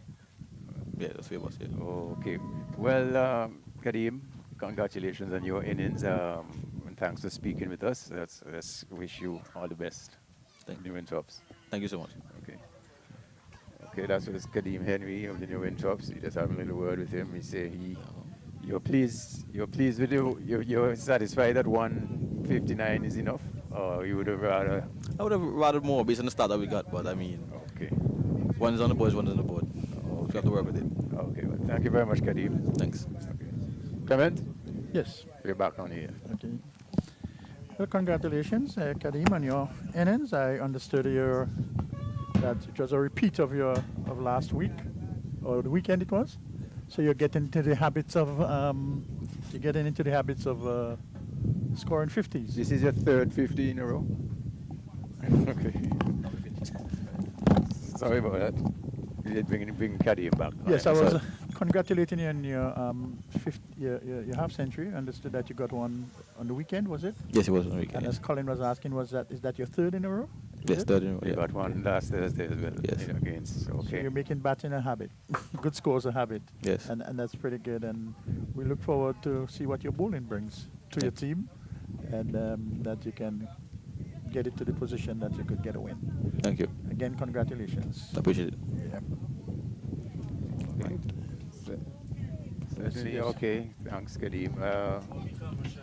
He thinks 159 is enough. He would have rathered more, but he's satisfied that 159 is enough. What do you think, Clement? Well, let's ask Mr. Tong. Mr. Tong, what do you think? Tong. Kadeem thinks that 159 it runs on the board and will be somewhat difficult for your team to overhaul. He says he has some good spinners, which he expects to drop the ball in the right place. What do you have to say about that? Well, 151 is a gettable total. So, just so the batters go out, try and win the game from the power play. So, good start in the power play. Power play will basically determine the game, and we just push on from the power play start. Okay. Kadeem Henry said that the wicket is a bit tacky and that the ball was slowing up a bit. Did you find that? Yeah. Okay. And I must congratulate you on your spell there. You certainly looked the part. So congratulations on your spell. You think this is a difficult, you expect it to be a difficult prospect or easy going? The 150, chasing this 159. Honestly, the start that they get, I think it would have been a bigger total. But you know, we tend to pull by the game and we finished the game pretty well to restrict them to 159. And that's true. We saw a very good spell from Josiah. He had 3 wickets. One was dropped off his bowling, but he was able to claw your team back into control of the innings. At one time, I think we had some 4 wickets fall for very cheap. Very cheaply. And that helped to settle the onslaught that started at the beginning of the game. And what was the result of your game last week? I think they lost last week. I didn't play it. Okay. So you hope to make a difference? Well, yeah, this week we hope to make a difference. You know, Yeah.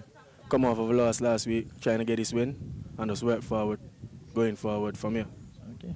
Well, we want to wish you the best. And All right. congratulations on your spell. Yeah, thank you. Okay then. That's Tai Tongue there of the Rising Sun Spartans.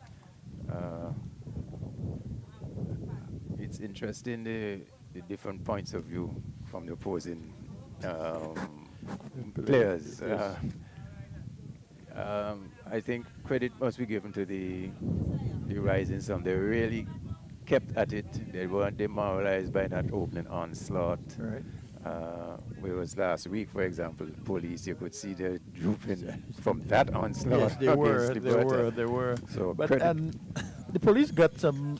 They were. But when their openers went to the wicket, they got some hope. Yes. And we saw this week what happened to the police last week, where when the first wicket went, you had a collapse. Kind of collapse, And yes. but it was kind of stabilized towards the end by Skeppel. Not Skeppel, sorry, but Skeppel helped to maintain. Skeppel helped it. as well. Ashram But- Cornelius. But Cornelius it was, I think. Cornelius. And he scored some 35, 36 runs. Yes. Which was a pretty decent score. So like we say, 159. Both teams think that the wicket is playing quote-unquote tacky. Tacky. Uh, the ball might be slow- problematic. Slowing up, that could cause problems. Right, so Especially against the medium to quicker bowlers. Timing for the batsman will be difficult. right. So Rising Suns are going to have to, their batsmen are going to have to apply themselves Definitely. and not go swinging at each ball, but rather playing each ball on its merit, Yes. keep the scoreboard ticking, and maintaining sight of the required run rate, and that would put them in a good position. Yes. And the required run rate 160. They need 8 runs per over. It's certainly gettable, but as you say, they don't have to be attacking all-out attack from ball 1, but play each ball on its merit. So welcome back, John. And what is your assessment at halftime, John? Well, should be, I would say, just play each ball on its merits. In the initial stage, the required run rate is 8 runs and over. There's no need for anything too aggressive early on. I mean, if it's there to be hit, yes, you hit it, but I don't think you have to play out of your skin. You could just play each ball in its merit, get the ones, the twos, and the odd boundaries, and it should be easy stroll in the park.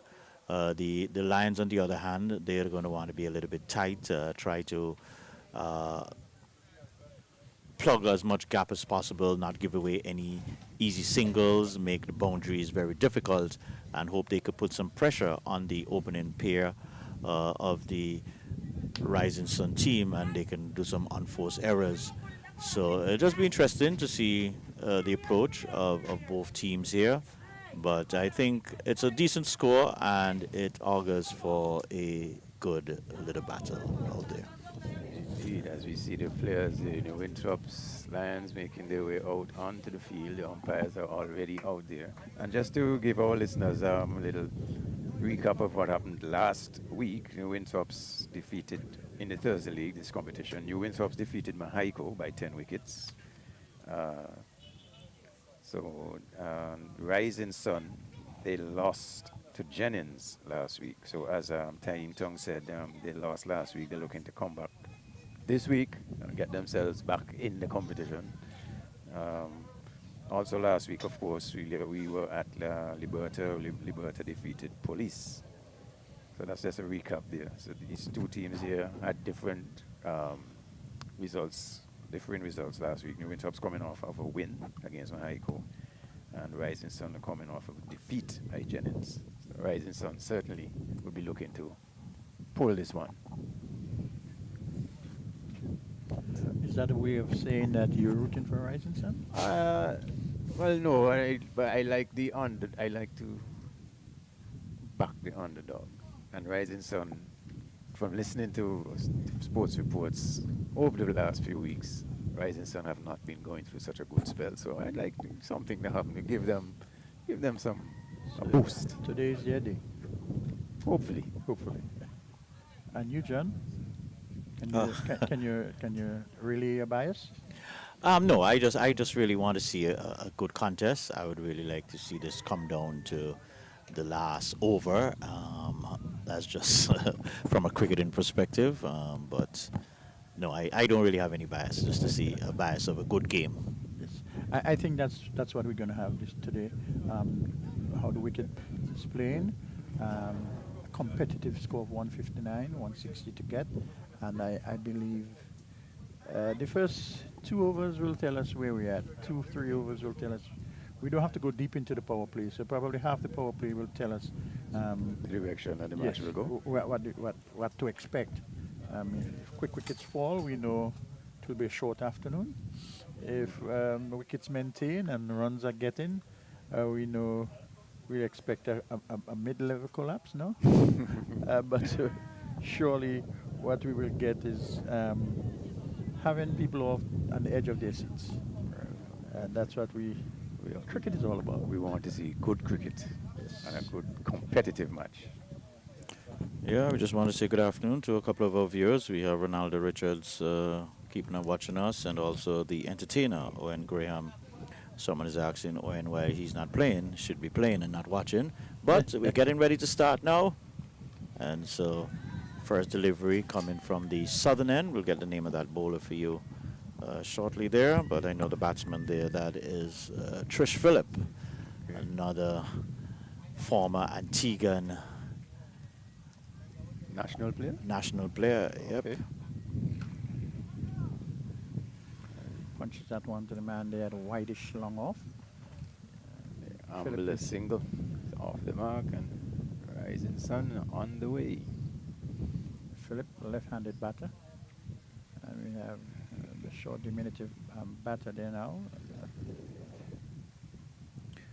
Batter there. That's Boston, Ondell Boston.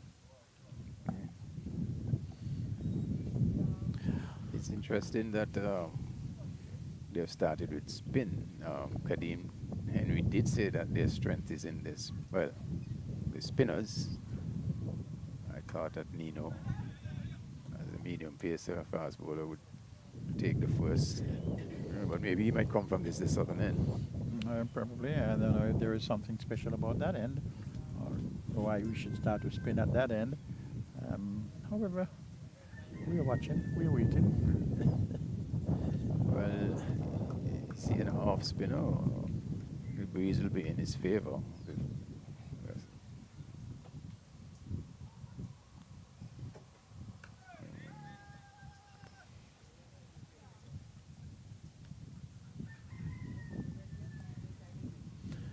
And at this rate and pace, it's 2 without loss. They'll have to settle, as we said. Goes for the big hit. Through him to wicketkeeper. Does not collect cleanly. Just drop this in, guys. Australia 59 for 3, so they're essentially 49 for 3 in their second innings. Okay. And this is just day 2.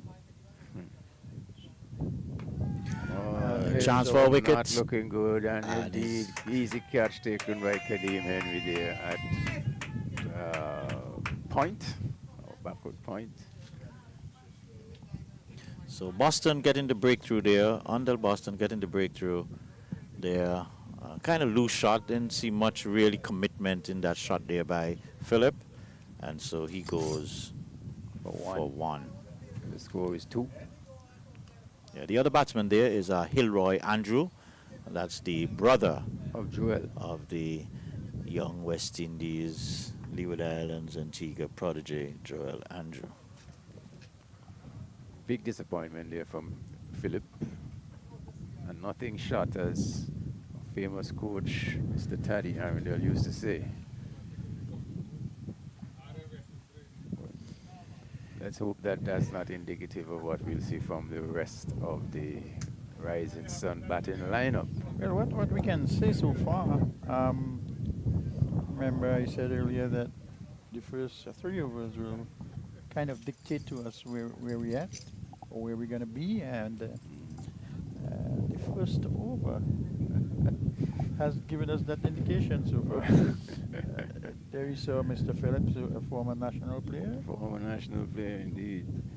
and a careless shot which took him back to the dugout. With just 1 run to his name. And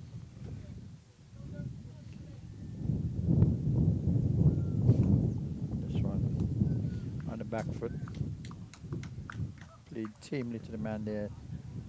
Short cover. so this bowler looks like Eusebi. Yes, coming from this southern end.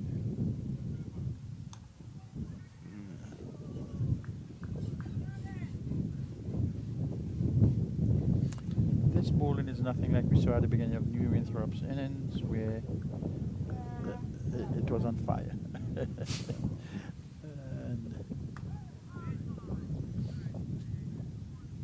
Sebi has them in check. So far, is Andrew on strike? No? Is it? Yes. Yes, yes. okay. Yeah, that's Andrew. Broken the shackles with a single. Backward square. Turning that one off his pads.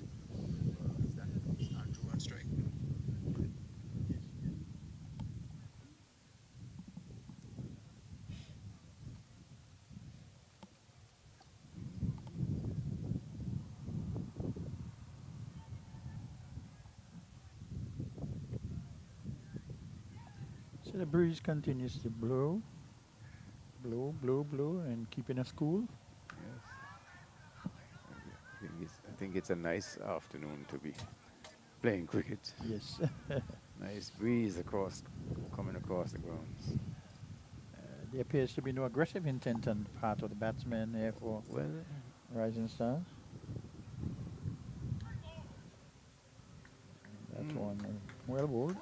so at the end of the second over, what's the score there? 4? Are we on 4 or is it 5? Just a second, we get an update. It's actually 3. 3. Over number 2. Okay. Over number 2, I think. So 2 overs, 3 for 1, Hilroy Andrew. 2 batsmen to go thus far, Ralston Phillip Jr. He was caught there, and Amal Nathaniel, another very promising youngster in the game, and we can really hit the ball a long way also. But it's going to be the left-handed. Well, actually, the ambidextrous you call it when you can do it 2 hands. Yes. Yeah. Yeah, the ambidextrous Kadeem Henry. He bowls, I think, left-handed to the right-handers, and he bowls right-handed to the You serious? Okay. to the left-handers. That is all. And this one is hiked. Does it has the leg? Yes, it does. So that's a big one there by Hilroy Andrew, and so showing some intent there is Andrew, and so the score goes up to 9-4-1. So that was hiked over the wide long on boundary there for a massive 6. Yes. And that's the type of approach that is needed to put us on notice that we are approaching a good game.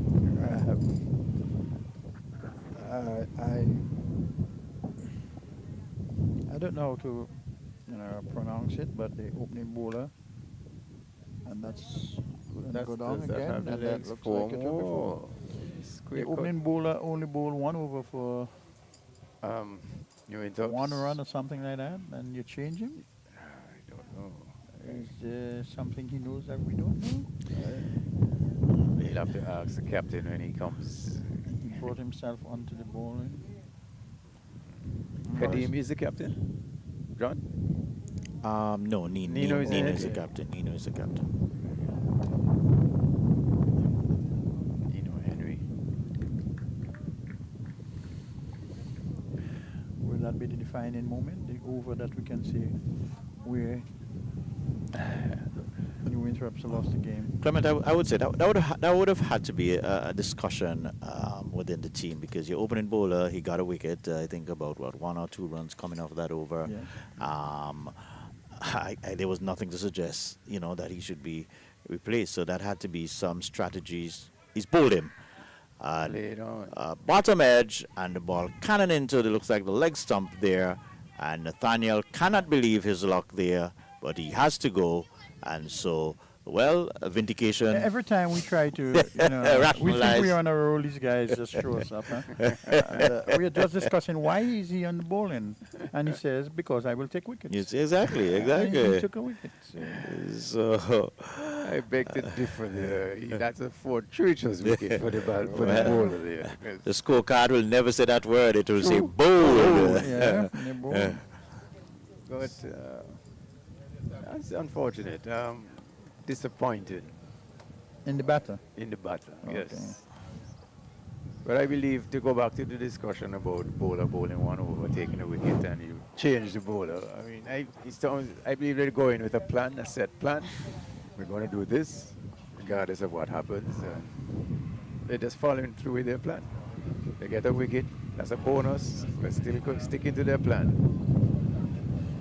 What do you think, Clement? Well, I think 2 overs should be probably, if he bowls it over like that, give him second over. Sometimes he may bowl so well, he might just want to bowl him throughout. Okay. If you want to keep him for, a latter half of the game, you could do that. There is a dump truck. I want to thank that dump truck because from I moved here, the road at the back there going to my house has been dusty. Okay. So if I wash my vehicle, I have to wash my vehicle 3 or 4 times a week just for it to look good. So I came home yesterday and find that they are sealing that road. Oh, great. So Your I can wash presence, it your once. your presence has made a difference there, Well, Clement. yes, I think so. But I think it might have been some divine intervention. And The new batsman there is Kerry Mentor, so quite a lot is going to be depending on him. That's a wide there by Kadim Henry, signaled by umpire Scouten there.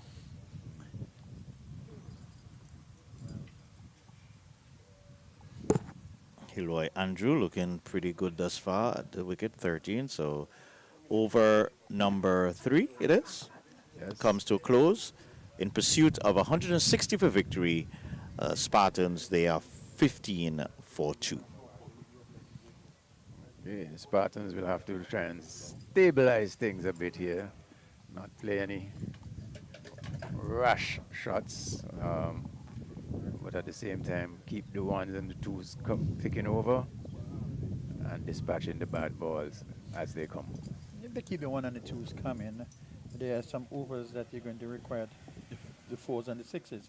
Definitely. At 8 per over, I'm sure it's climbed. The required run rate has now climbed more than that, 8.53. 8.53. And they're going to require some huge overs in order to overcome stagnation that we see from the top. And just looking at, Hilroy Andrew, I remember a few years back, Hilroy was actually the talk of the town. Everybody Yes. anticipated that Hilroy Good shot. would have been the one. And it's coming right into our commentary booth. And 4 runs. A beautiful shot there by Misfield by John. He couldn't stop it. by Andrew there, just leaning into that and driving that wide of the man. They had cover wide of the man at the mid-off position, and it going into the boundary for 4 runs. Yeah, I was saying, a couple of years back, Hilroy Andrew was the rising star. He was the one that everybody was looking to. He Yes. was prominent all-rounder. Calling for him to be given a national selection. Yes. Oh, he's Slicing that one off. It should bounce into the boundary. Yes, it does. On bounce. So I think Hillary and Andrew probably has a bug in our booth, but he surely eavesdrop on our conversation because as we were saying then that in addition to the 1s and 2s overs, we're going to need some healthy overs. So we already have 8 runs in this over, and probably we're going to. Did he get back Did on it that touch on one? that? Yes, it looked like. Let's see what the umpire signals, and that runs into the boundary. Buys. So didn't touch anything at all. Just beat the keeper there. I think the keeper is Otto. Is it Otto or? Looking at the gate. I think it's. No. But beats the keeper. Guys, watch the action of the bowler and just give me your assessment. It's Usebi. You looking at for me later on comments? That looks a little better there. That look a little better. But 27 for 2. So they've actually brought the run rate, the required run rate down to 8.14 now. And that one again is zipping along outside the off stump, and dot ball to end the over. So at the end of over number 4, in pursuit of 160 for victory, the Spartans are 27 for 2. Okay. Just under 7 runs and over. I think they're going at a rate It's that is not bad. In the context of the game, they can still build from here. They just have to stop yes. losing wickets. Yes, it is. It is an open game now. Unfortunate to have 2 wickets down at this stage, whereas New Winthorpe's were without loss at this stage. But however, if these 2 could hold their end, then we could have a game on our hands. Definitely.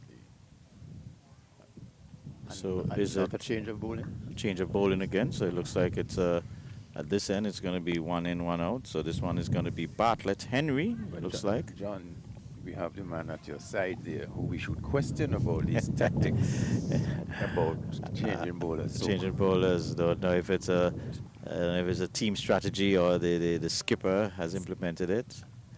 This one, that was Mentor just dabbing that onto the offside and grabbing a single there. 28 for 2. Mentor getting off the mark there. I didn't realize he didn't. So just getting off the mark. So it's Andrew who has been the one who's been taking the fight to the bowlers to some extent. 21 from 14 deliveries. He'd need to play an inning similar to Kadeem if his team is going to make a fight out of this total here.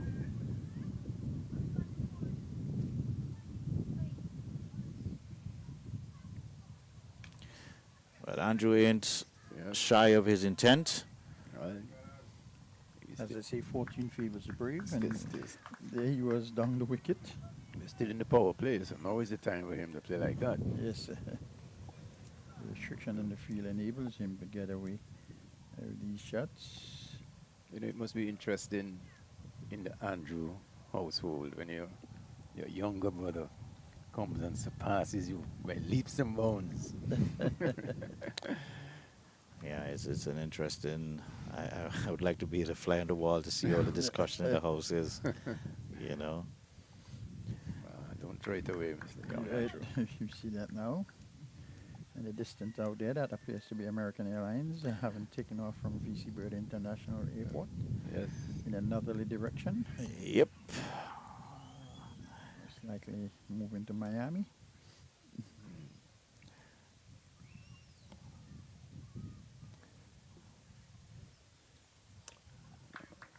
And Andrew definitely is intent on scoring on everything. He's trying everything. Going across his wicket there just a while ago. Way before the ball Ball, is delivered. he's lost or losing concentration. This is where I'd love to see, Kerry Mento come down and speak to the youngster, give him some little guidance there.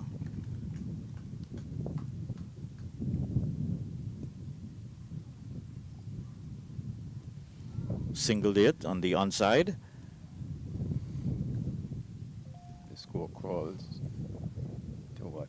33. 33. 33 for 2. Here's Mento. Hit. 4 runs pass a wide mid wicket. So 4 runs to end the over there. And so after over number 5, it's 37. 37 for 2. Hilroy Andrew, he's on 26. And Kerry Mentor, he moves up to 5. So they're maintaining the 7 runs, 7 point something per over.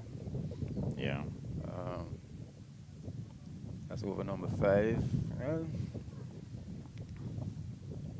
it should be interesting. Well, the Lions definitely they would want to take one of this wicket. I think it's important for them to keep taking wickets here, and whereas the Spartans, they would want this partnership to continue to grow, continue to build. Well, it seems to be all tactical because now Kadeem Henry Coming from this end. is coming from this end. He has also taken a wicket, and he was given one over from that end. So seems to be something strategic, or maybe the wind is affecting. I'm not certain, but let's see as he comes into Hilroy. Hilroy is slapping this in the air, and a valiant effort there by the man there in the cover position there. Who's that? Is that Boston? Bling. Boston there. Did he get a fingertip to it? No. Is that who they call Bling Abdi? The fielder. His nickname. Bling. Right. Would have been a really brilliant catch had he held on, or not held on, but gotten hands on to that one. Valiant effort. He's bowled him. And so his adventure has come to an end, trying to hit everything. I was just going to say, I believe that, someone should really come and have a word with him. Hey, look, you're batting good. Just take it easy, keep batting. But I guess that was his role. He was there to go after the bowling. And so that adventure has come to an end. So he's bowled for 30, chopping it on to his off stump, it looks like there. So another wicket goes down. So good breakthrough for the Lions. Indeed, the cameo coming to an end. I think he might have been a bit surprised by the pace of that ball. I think Kadeem kind of pushed that through a little quicker, and he kept low, a bit low. I don't want to be harsh, but I'm a bit disappointed. Especially when I see the youngsters playing like that. I don't think that is their role. I mean, yes, I know the team wants to win, but I think your role is to play good cricket, develop your game, show some maturity in your approach to the game. And what Hilroy started to do was just swing his bat at everything. Okay, well, maybe the way he went about it was questionable, but I think he's playing his role. I mean, he's there to get the score going, especially this is the last over of the power play. And he had on a mission there. Yes, you might say he could have been a little bit more circumspect, but I think he had no choice really in how he approached the game, but he just could have been a little more circumspect Joseph, what's your and take? judicious. Well, we saw that last week, and where the senior players, some of them at West Indies level, were playing these injudicious shots and not, being careful as to how they bat. And we've seen a repeat from the youngsters here now. And I think it goes to the approach and development of our cricketers as a nation, a West Indies nation. A new batsman in the crease is Dylan Wills. Dylan Wills, left-handed batsman. So, as we can see now, this one is lofted over the bowler's end. One bounce and little awkward bounce there for the fieldsman there on the long on boundary, and so that goes for Usabi 4 runs. Bowler not happy about that. I think it was an unfortunate bounce and get, and Yes, not, I think not any bad fielding on his Yeah. part in particular. It's, Yeah, I think as our earlier commentator Cryford had said, okay, so let's just close off. So it's over, coming to an end there. So we're So that's 6 overs in the bag. 49.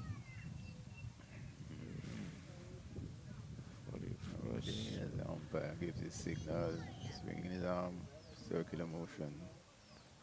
All play. Gone. Trying to get an updated score if it's 45 or 49. 45 for 3 After 6. after 6. So just hovering a little over 7 runs and over. But I was saying, gentlemen, yes, I know that might have been Hilroy's responsibility to go out and try and up the game, but I'm still saying you can play with a level of aggression, but you can still play proper cricket strokes. You don't have to be swinging and slugging wildly. That's correct, and we said that at the top of the innings, or during the break rather, that should they go, and here we go again, should they go and pick the bad balls, that they could be successful. But those were, I think, 2 played-ons, 2 sky catches. They seem to be playing premeditated shots. Yes. That they're not playing on the ball on its merit. Yes.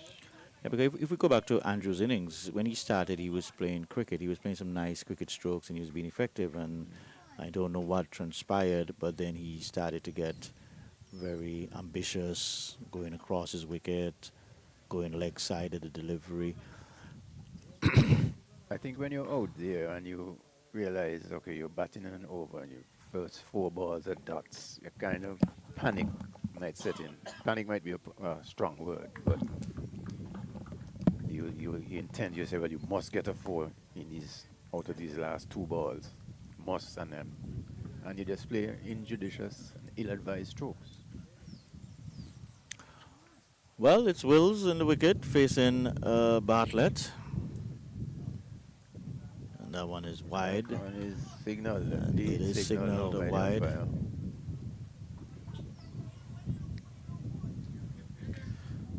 So just to remind our viewers, you're watching the Sir Vivian Richards Thursday League right here on the Antigua Commercial ACB Parish League Network. And we're also coming to you live on the Nation Station ABS Radio, as this one is worked behind square for 4.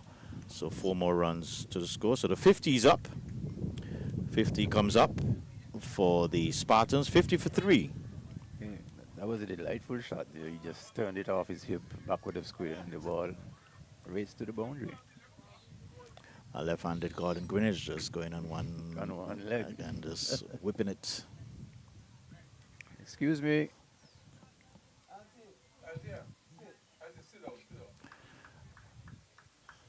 Good comeback there by the bowler, just getting back to his original line and length, just outside of the off stump.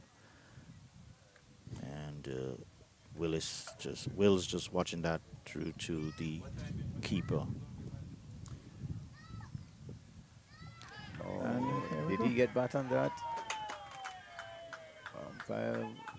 Well, the umpire had no interest at all. The all. umpire immediately took off to his square leg. position. He didn't even entertain the appeal, but it looks like all was good. It seems like everybody realized that there was no bat involved, and it was just a moment of excitement there. So another over in the bag, over number 7, 51 for 3. 51 for 3. Wills is on 8, and Mentor, he's on 5. So within the next 3 overs, we need at least 30 runs again to stay on par. Stay on par. And Well, yes, stay on par. They're I- below par right now. very much below par. I don't think they might get there, but even if they don't get there and they have some wickets in hand towards the end, they could go for it and make that game exciting.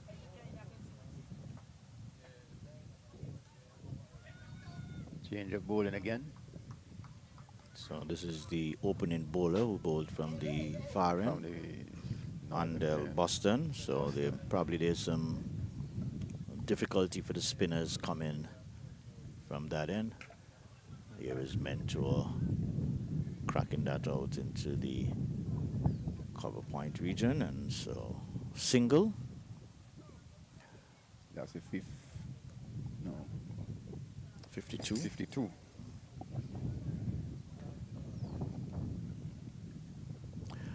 Gentlemen, we've seen a few played-ons and a few near misses. Is that an indication of the slowness of the pitch or the lack of bunks that would affect that sort of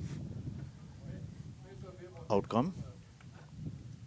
It could be. The Kadeem Henry did say that the wicket is holding up the ball. The ball is holding up on the wicket, so that might be causing some problems for the batsmen in that respect. But we have seen some ill-advised strokes from the batsmen as well that led to their downfall. And I think that has been, more the contribution to the downfall rather.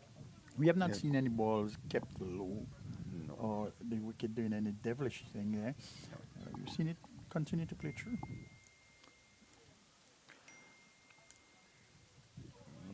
Beating him all ends up there.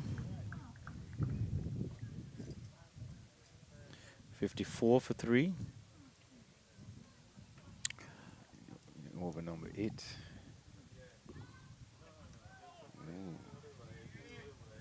Looks like he's getting a little purchase off of the wicket there.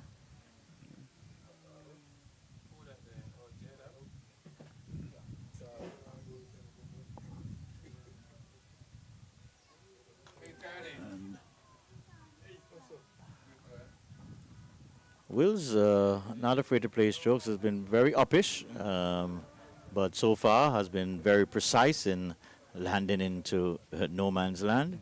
And so he ends the over with a single there, so score goes up to 55. 55 for 3.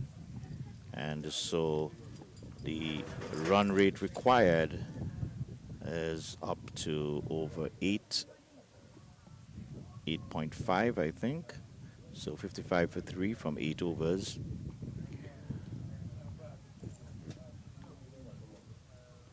And that was a pretty tight over ball there. It was. And, That bowler, Boston, isn't it? Bostonians. Otherwise known as Bling. He has been around for quite a while. I remember one of my sons used to play with New Winthorpes a few years ago. And these players, Nino Henry, Bling, Usabi, they were all there. So they are veterans now in their own right. But Boston is a pretty good player. and where does your son play now?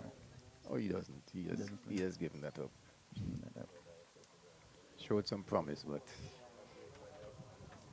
lost interest, so to speak.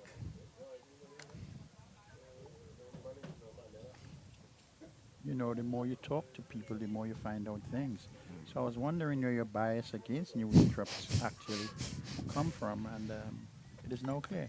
So, I- did, no, did, why- why did, sh- did I they should- fire your son? I Clem- should show. Clement, No, no, no, you no. pull him off his squeeze there, No, Clement. You no, pull him no. out. You pull Did him you out release his. your son? No, no, no. And is that why you? He I'm he just had other asking he had questions. other interests and he couldn't devote not in sports. Well, Okay. so his work didn't permit him to. And that's a Oh. beautiful shot. But there was a hand on it, or the deep long boundary there between mid off. I'm sorry, mid wicket and long on. The man got there, but the hand got on it. He was, I think, over the ropes. He was well over the ropes by that time. You know, and if I could just go back to a little history, I remember my son and Hillary, or Andrew, young Andrew, playing for New Winthorpes in a 10-over side competition they had up at the stadium, and they had a little partnership going there. New Winthorpes lost that match. I can't even remember who they were playing against. But yeah, I do have a history with New Winthorpes team. And if anything, I should show bias for them, Clement. That's what I'm not against them. That's what I'm thinking. But That's why you asked me sometimes- if he was released. Yeah, sometimes we can believe that we get a raw deal. And I know. Right. Well, it's Richardson bowling here, and it was a loud appeal, more from the keeper and some of the other players, not the bowler. He wasn't interested in that. But Richardson bowling some Oh, half this tracker, one. Oh, that's and one this gone. time Mentor crashing onto that. That is huge. Oh. That would be a 6 on any ground, anywhere in the world. That is huge. for those of you listening in Australia, even at Melbourne, Even at it the would have been MCG. the Speaking of which, any update for us, John, on the Australia test match? Let's see if I can find anything for us. There seems to be some controversy in the LBW decision given to Chase. What was the concern there, or the question? It was felt that the Ultra Edge showed some spikes, Oh, so you, and oh yes. however, third umpire said no. When I looked at it, I saw there was a initial spike, which I thought was his front pat, but they were thinking it's the bat. Okay. And this one is driven through the covers, but there's a man there in the deep extra cover boundary. Taking two. Who feels, and there is fielders lackadaisical. good run for 2.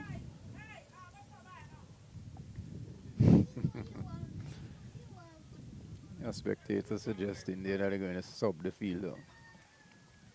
It was a poor piece of fielding.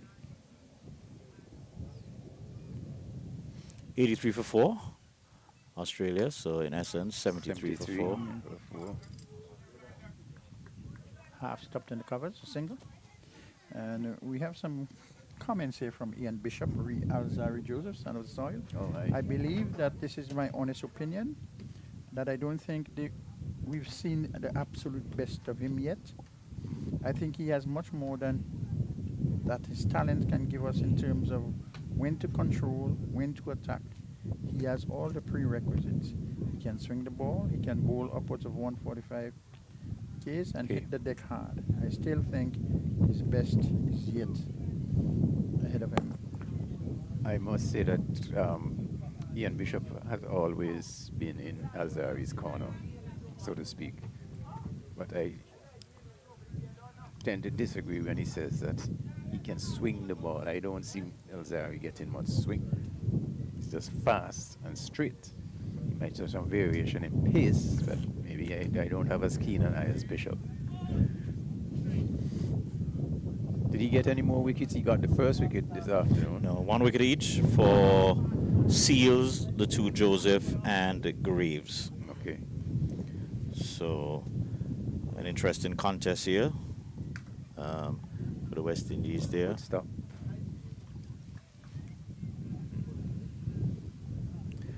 But Clement, it'll be left to be seen. I think we innately, yes, well not internally, yes, we'd like to see Azari really be a bit more consistent, a bit more productive for the West Indies team, and let's just hope that Bishop assessment is somewhat correct and that he can really come full bloom in quick order. Well, what Ian Bishop is saying, but we've yet to see the best of him. Ian Bishop is really telling you. Let me translate Ian Bishop's language to you or interpret it to you. He's saying no, he's not doing good. Drop him. That's what Ian Bishop is saying. You know, from Jaden Seals came on the scene, Ian Bishop believed that was the second coming of Christ. Okay, and Trinidadians and the West Indies team. I mean, Is there another Trinidadian in the wings? Fast bowler. they probably have one they're thinking of. You know, but Alzari Joseph has been a mainstay. Some people have said that he should be captain. That's four. One more run. No, not four. There's a There's a man out man there. there. Oh, There's a yeah. man out there, the sweeper. And might have even been a wicket, but there Might be an overthrow Might be too. get a one-run overthrow. These the these are the little things that can turn a match, you know. Yes. Three runs. But it's good running by the batsman there, recognizing that Yes. the opportunity is there for that extra run and grabbing it. Because as you said just a while ago, these extra runs can make a difference in the equation as the game gets deeper. So West Indies was touring Pakistan, I think it was, and then they were to come down to the Caribbean and engage in another test series in 3 days. And at the second test, Alzari was dropped. But the official word was that he was being rested because he's coming right down to the West Indies to play that match. Jaden Seals played and came right back to the West Indies and played the match that they're referring to. I mean, what are you talking about? Well, okay, I hear what you're saying. I agree for the most part with what you're So the saying. Trinidadians, Akil Hussein, and there was another Trini who could not get up to Ireland because of some visa issues. And the whole cry was that it was a conspiracy to keep the Trinidadians out of the team. Look at when Akil Hussein bowls in CPL or regional tournaments and Ian Bishop. They believe he should be the next big thing in the IPL. But annually, nobody in the IPL picks him up. They put him as number one in the world in T20 or with top 5, and the IPL is just not interested. We have too many classy spinners out here, and we are not going to. What, know. would you say that you have seen improvements in Jaden Seals Well, since he has come on the scene? Yes, Jaden Seals has been taking wickets, and Jaden Seals takes us back to the heydays of the. That's Oh, six. that was hit with some level of authority there. 6 over square cover. The man there thought he was into a chance of taking a catch there, I and doubt that it. ball keep I doubt he could have a good view of that. The sun has to be climbing. Yeah, right I think in the his sun eyes. was in his eyes too. He was a bit concerned of that, but he was eyeing it up. But the ball just kept climbing and climbing, and eluding him there. So, big shot there. Not to stray from your conversation, guys, No, but no, you have to. just a bit. You look again, and now Kadeem again now has gone back To the northern end. to the northern end. So it's really a bit a difficult strategy to follow. I don't know if it's trying to keep the batsmen guessing. I guess so. Keep them having to shift their approach and adapt. Well, whilst they're guessing, sixes are raining, and that is what is important for Rising Stars. Well, the Rising Sun, they're 82 for 3, Rising Sun, in sorry. 10 over, 10.1 over. Okay, so you see them back up to. Okay, they've gone over the 7 and no 8 runs per over. Tell us the required weight after this over, John. No problem. Ooh.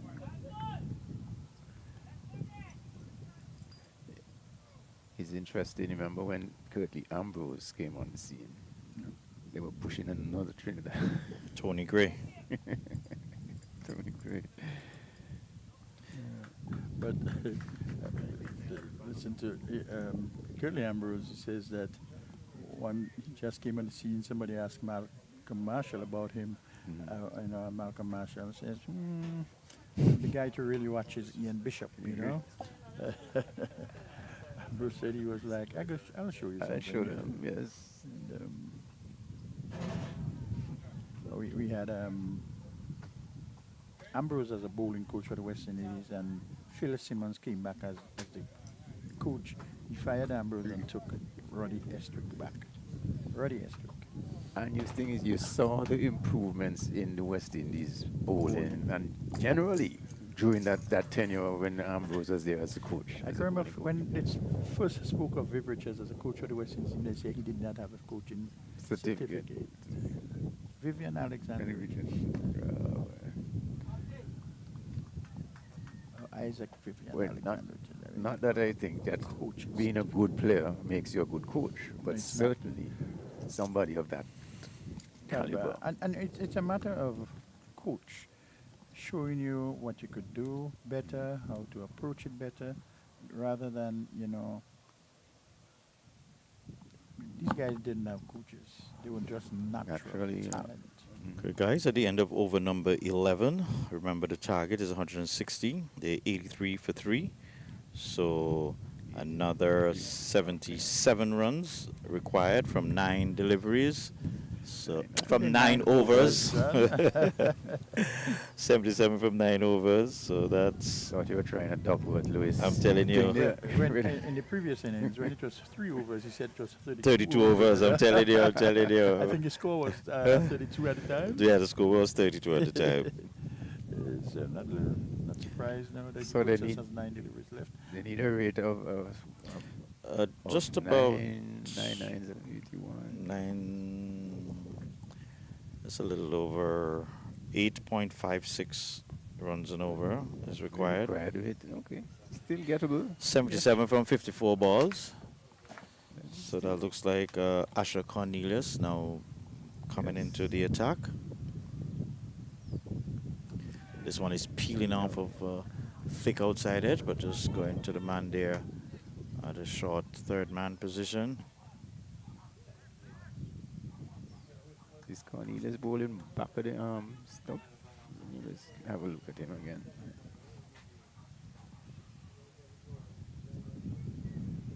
Yes. Looks that way. Looks that way. Wow.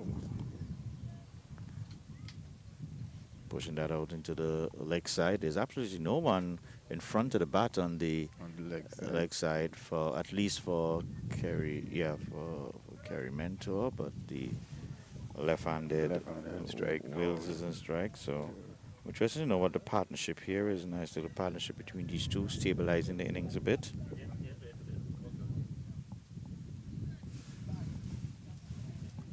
They keep at this run rate and let's keep plugging away and getting the scoreboard ticking. Then How was that? That looks... no, he was swinging down the leg down side. the leg side, okay. And looking at the replay there, it's good delivery down the leg side. Take it back, missing. All right, so Cornelius again backhand And and this again one. just driving it in the air, but that looks nicely Nicely hit hit. straight down the ground. 4 and runs. 4 runs. Well A hit. bit aerial, but well placed again. So Wills is not afraid to throw his bat at anything up in his half. And the whole idea of keeping the scoreboard ticking, this will allow them to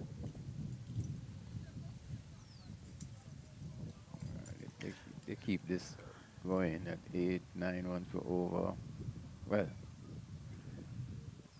don't lose much wickets. By the time they reach to 4 more overs left, they can really start to throw the bat and make a game of this.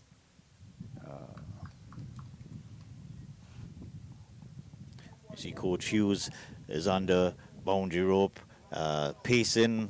I wonder if a bit of nervousness is taking him there, or he's just trying to get a bird's eye view of what's happening. Here's Willis again trying to be nifty there, but the ball just passing the edge and into the hands of the wicketkeeper.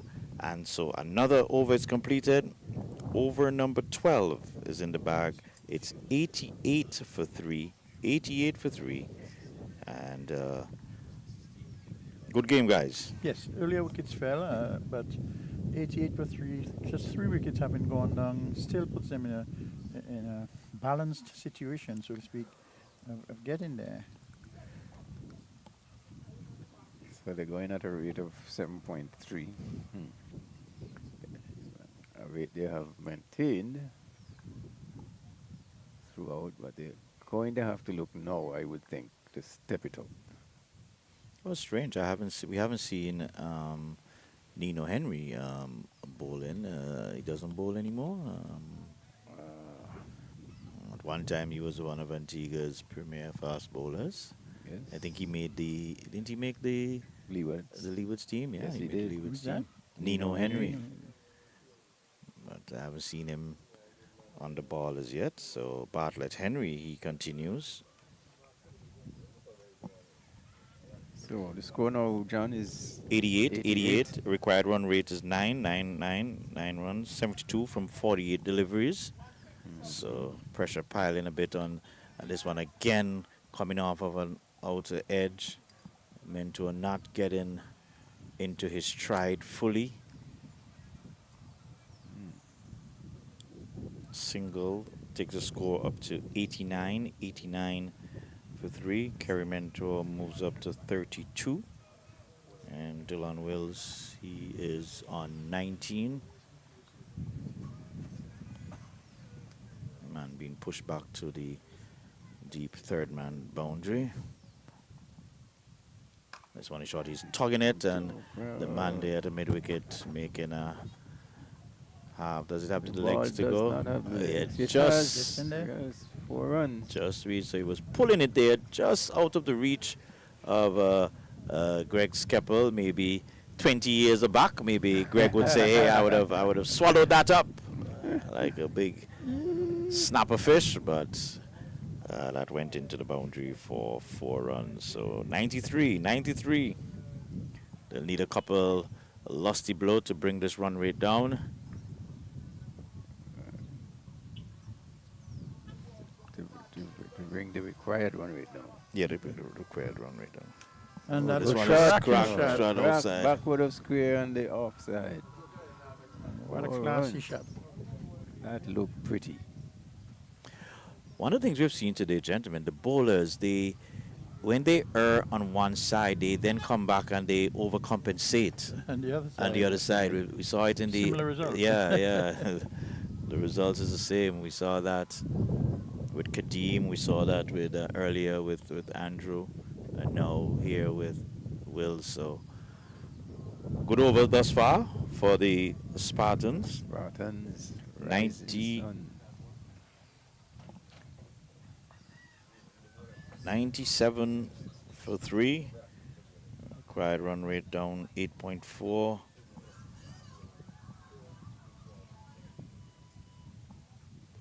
Some adjustments being made to the field here. Man going out to the backward point boundary. Man at third man is coming into a short third man. And this one is played backward point. For a single. Are we saying hadn't that fielder been placed there? Might have trickled 3-4-4. So we have to give kudos to the skipper for that adjustment to the field. Well, Clement, I was going to say excellent batting by the batsman there, recognizing that now the fieldsman is back. He just guided it into the vacant space and grabbed a quick and easy single. You can say that too. Another bottom edge again. Bottom edge, 1 bounce to the keeper. We've seen this quite a few times. So is this the wicket now misbehaving? But previous ball, it did not. It was true. The one that was cracked for 4 point. Tugging this one around to wide-ish Willis, line. Willis wants to. Willis is almost there, and he. Oh, will he be run out? Keeper, no reaction from the umpire. He made it back. I think the ball hit him on his way back, Okay. but I think the rule is, it's if you change directions, you Charge. I'm saying charge. I have Clement beside me. You'll be charged for obstruction. yes. But the batter who took the single, he was just, not that he was not interested, but he wasn't paying attention. Had he been paying attention, they would have either gotten it or I probably think so. somebody would have run out. I think they would have gotten They would have gotten it. I think. They would have gotten it. Because he wasn't focused in like running hard on his on the first one. That first one. No. I think also it was a little psychological. Last ball of the over. I'm the skipper. I'm going to take the strike. So it's Cornelius back into the attack. And this one is just inching down the wicket a bit, his mentor, but then just lunging forward and killing the spin there. So 61 runs from 42 deliveries, 8.71 required run rate, Gettable. Yes, it is. 99 for 3. Cornelius over the wicket. And this one is driven straight to the man at cover, and misfield and a wild throw. Overthrows. And they're going to get some overthrows. So one has been, 0 has became 1, and the 1 became 2. So the 100 is up, guys. 101. So game getting a bit interesting. Yes.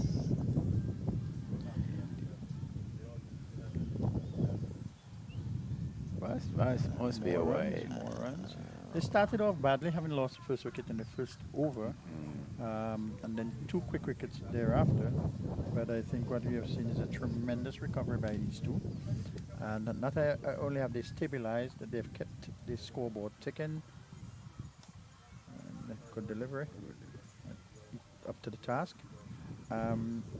They've kept the scoreboard ticking, but at times they've exploded when needed, when appropriate. and have not allowed the run rate to spiral out of control.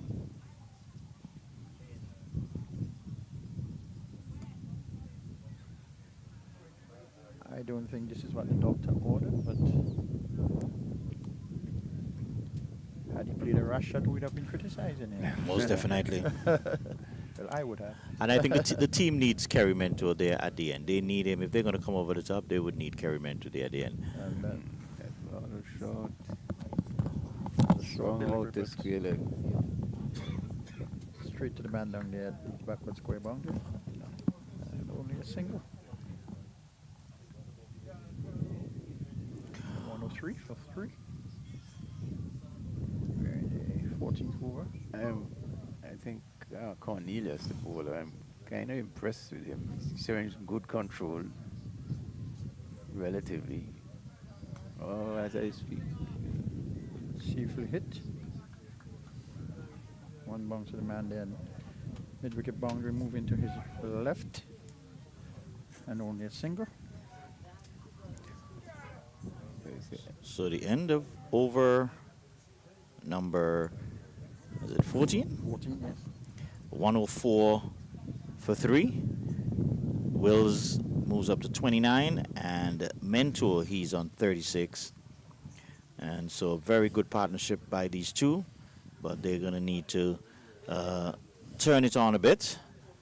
We have another 56 runs from 36 delivery, if my math is correct.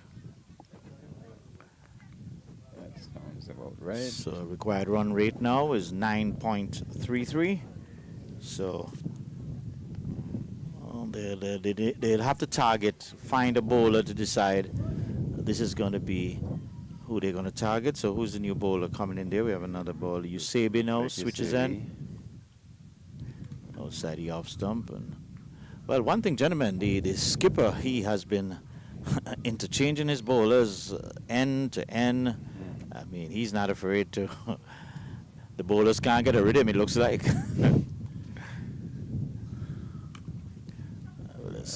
Cracking up a good feeling there by the man there. Half stop. Yeah. I think that's Strategy that we questioned. Though it took wickets early on, 3 to be exact. However, it appears that it has kept the run rate In check. yes in check, which is the alternative to taking wickets. 105 for 3.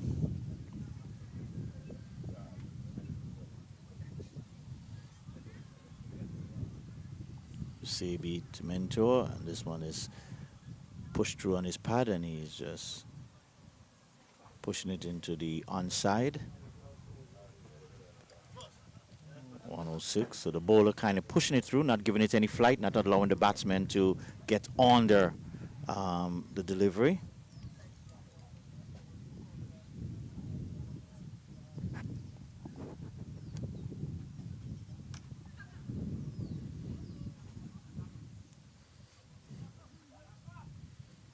Well-placed fielder out there, patrolling the deep cover boundary. Only a single.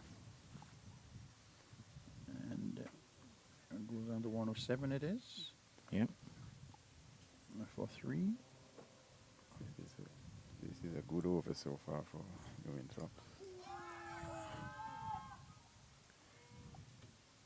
That was a pressure shot there by Mentor, Yes. realizing that the run rate is itching up. Every dot ball, the run rate is Yes. climbing, and so tried to force the issue there. Wasn't to the pitch. Every dot ball, every single run rate climbs. Hit. There you go again. There's a Does man have down leg. there. Good effort. Only resulting in a single. Very good over there by Eusebio. 4 runs, looks like, coming off of that over. So that was an excellent over and a little pressure situation there. So after the end of over number 15, the score goes up to 108. 108 for 3. Remember, they're chasing 160 for victory.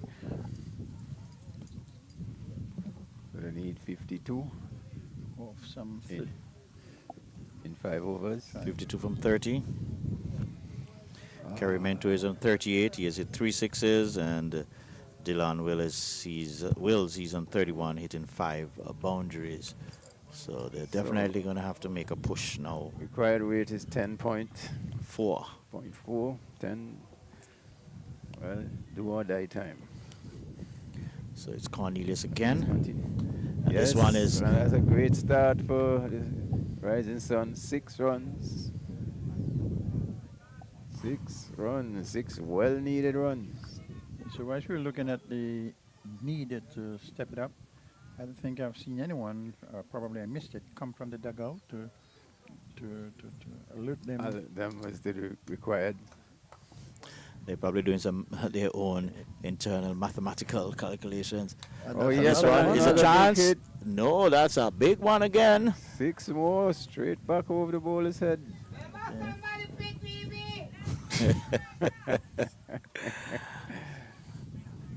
Whoa. What is strange, beside Bartlett, I haven't seen any real pace bowler for. That was the only Yeah. resemblance of pace. Yeah.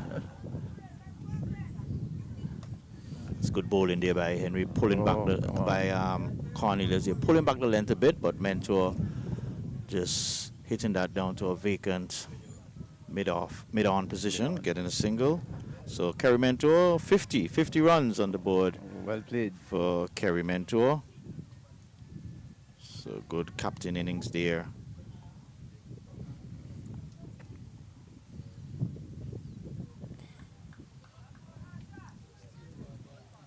$120 for 3. 121 for 3, sorry. 121 for 3.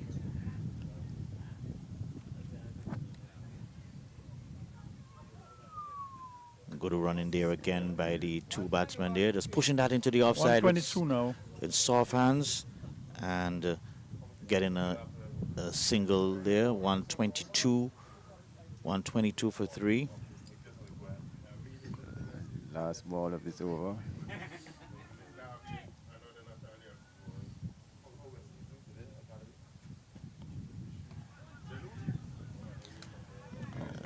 So just blocking that into the offside and running an easy single, keeping the strike. So that's There is 15. captain. 15 in that over. Let's see, 6. Yep, perfect. 15. So score goes up to 123. There, 123 for 3. And that would have made a dent on the required Right run run rate. rate. Let me see what comes up here. So we need a further 37 from 24 deliveries. 125.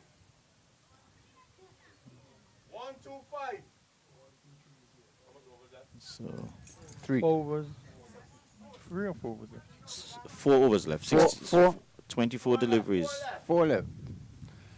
So the required run rates is 9.25. So see when. Well, Clement, you just spoke about it. Someone came out there. I don't know if it's with refreshment or with the message. So That should have been done continuously to apprise them of the current situation of the game. Had that been done earlier, they could have probably gone.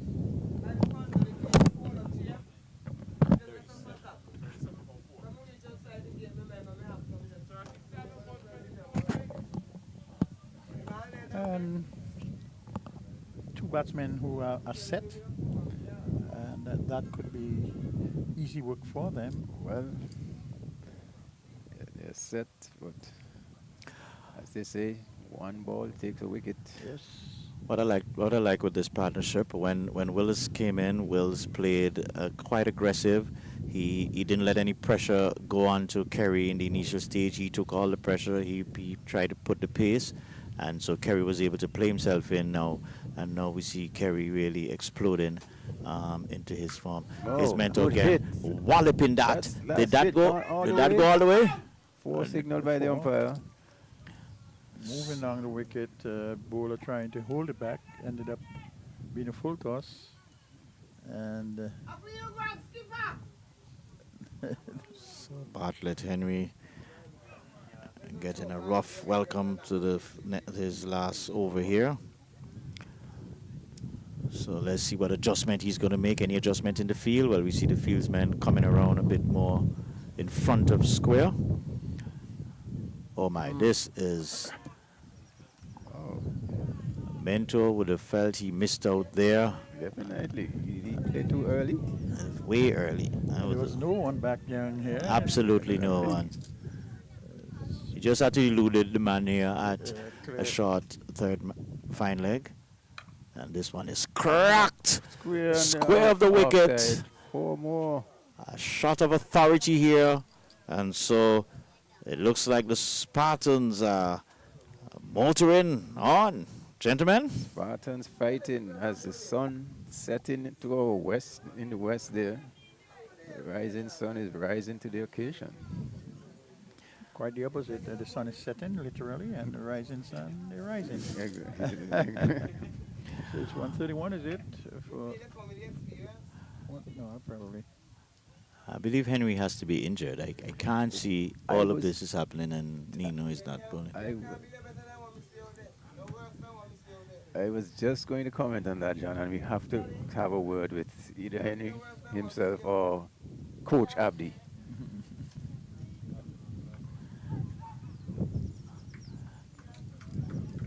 I don't think you guys need to give that away. I mean, Because is that Nino down there on the boundary, cow corner boundary? Because I've not even seen him like directing operations out there. Nino is the captain Is at the toss. official. And another fumble again. Another fumble. And this has been the... One has become 2, and if they don't, no. Every run vital at this stage. This has been the challenge with the Lions fielding for the entire afternoon. They've had quite a bit of fumble and allowing, I would say, maybe 10, 12 extra runs. Oh, that one is turned nicely. Oh, that's a lovely shot there by Mentor. 4 more. Backward of square. So now they're just toying with the Lion. Toying with the Lions, and so the end of over number 17. The score goes up to 37, is it? 137. For 3, some 23 needed of 3 overs, and now she's academic. So 23 from 18 deliveries. So, as we would say, it's a game for the Spartans to lose. Yes. Yes.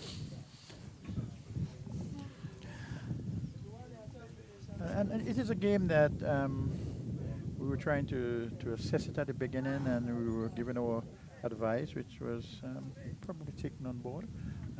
Get yourself eyes in and play, innings of carefulness, and they did that, and they have been able to, may I dare say, come away with the victory. Let's see what happens now. Change of bowling again. Wow. So Boston is back again. That's the opening bowler.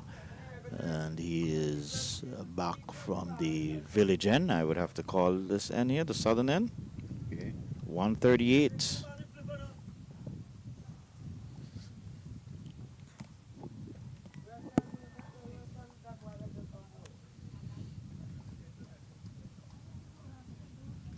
There's Mentor. Came back and smashing that one out too. Aggressive intent, but there's a guy on the boundary there, deep cover boundary, patrolling, and he's able to save 3 runs as the left-hander 139. takes a strike. 21 more needed. Beaten outside the off stump. And you see, game of psychology, when you go forward and are beaten up like that, give the bowler the advantage.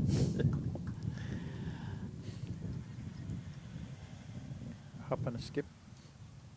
Short. Oh, that's And is a transfer catch. And He it drops it. And it goes into the boundary to beat. Another one goes down. That was hit right into the breadbasket of the fieldsman down there. I'm not certain who it is. Number 7. That might be Asher. Sure. Cornelius. That might be Asher Cornelius. And so the ball going for, what's that? Was it go for 4? Went for 4. So terrible miss there. That was the breakthrough that the Lions needed. Talk about defining moments in a match. Yes, it would be. It would be. This is where the team post-mortem, cause of death, Asher. And 143, another full toss on this one. Hit behind square. Can he come around? Yes, he does. Stop in and single. 144. So it's down to 16 runs. Asher should be happy that it was not airborne. He might be further embarrassed. So You think it's the pressure of the game? it is. It is. I think it is. And that's where maturity comes in, when games are reach their pressure point. Oh, beautifully bowled there by Good Boston. Looked like that one came back in on Mentor.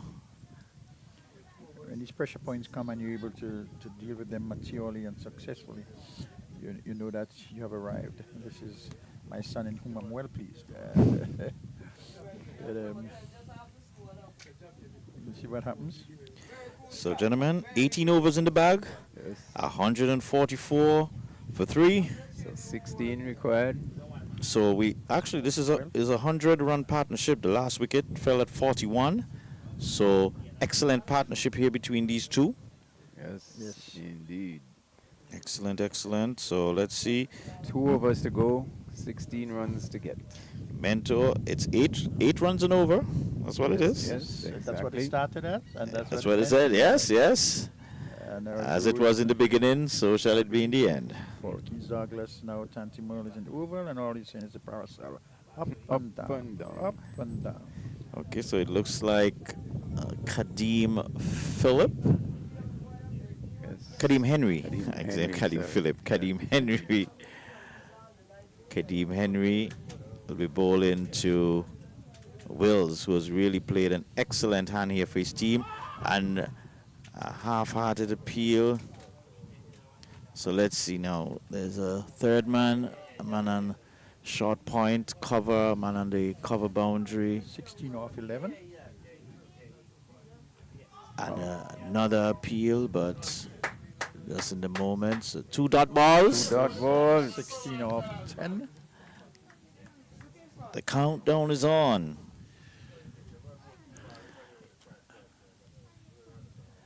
And this one goes through everyone. And does it have a leg to get to the boundary? I think it does.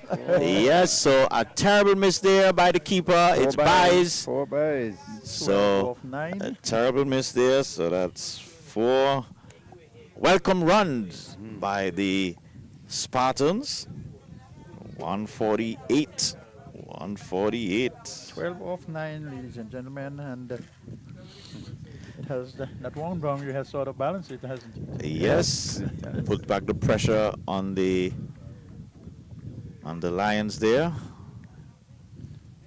That one is cracked beautifully, and that's gone for 4 runs. A beautiful shot there by Wills. A full toss and cracking that through the covers, and so the pressure has been eased. Considerably. And so we're now into single.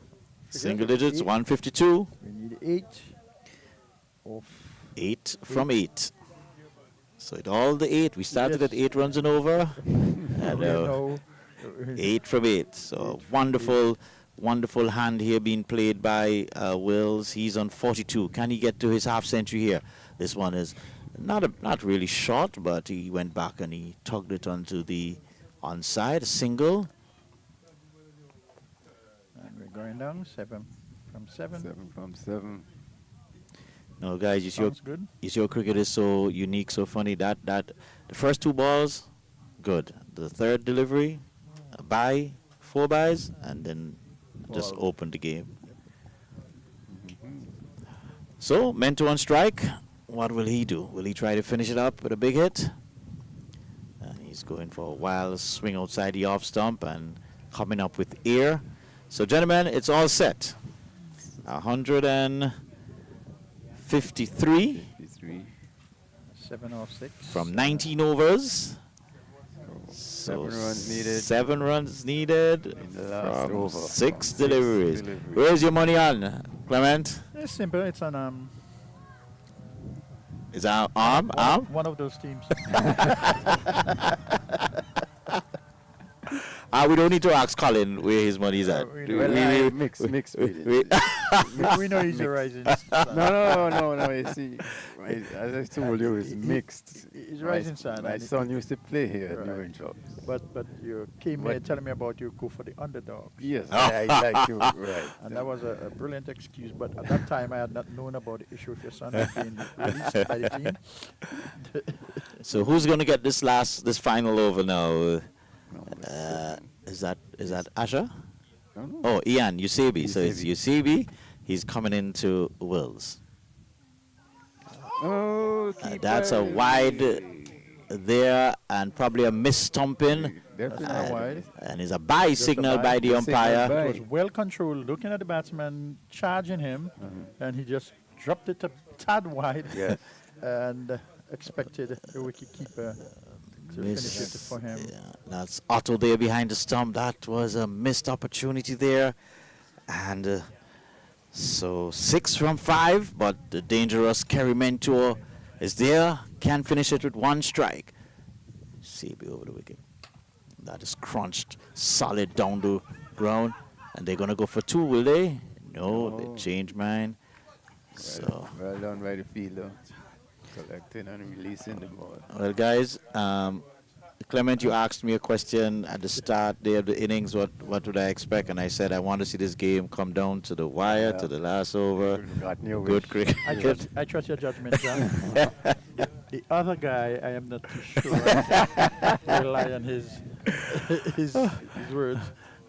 No, Colin, I rely on your words. You said you were going for the underdog. The underdog got it. So It it's really is. I mean, the game is still open. I mean, Yes. very much. It's 5 from 4. It's 5 for 4. Let's see. There's a field here now. We have a man at short third man at the point on the cover boundary, a middle, a long on, long off, a mid wicket, square, short mid wicket. Let's see what's happened here. This one is short outside the off stump. That might be a wide. That Yes, will signal a wide this that's time. a wide. Oh. Pressure. So pressure is on all angles. So 4 from 4. So one hit can finish it. Let's see what happened here. As you see, B. And this one is going high off there. outer part of the bat. I don't think anyone will get there. The fieldsman on the boundary did not see it. He can't see it. He did not see it either. And so 2 runs there. And so it's 158. 2 needed from 3. 2 needed from 3. So that one he was going, but he got up the outer half of the bat. Now I would certainly, I don't know. The field to me is too spread too much at this stage. Pushing through, and this one is running off there, and they run through for a quick run, and so the scores are now.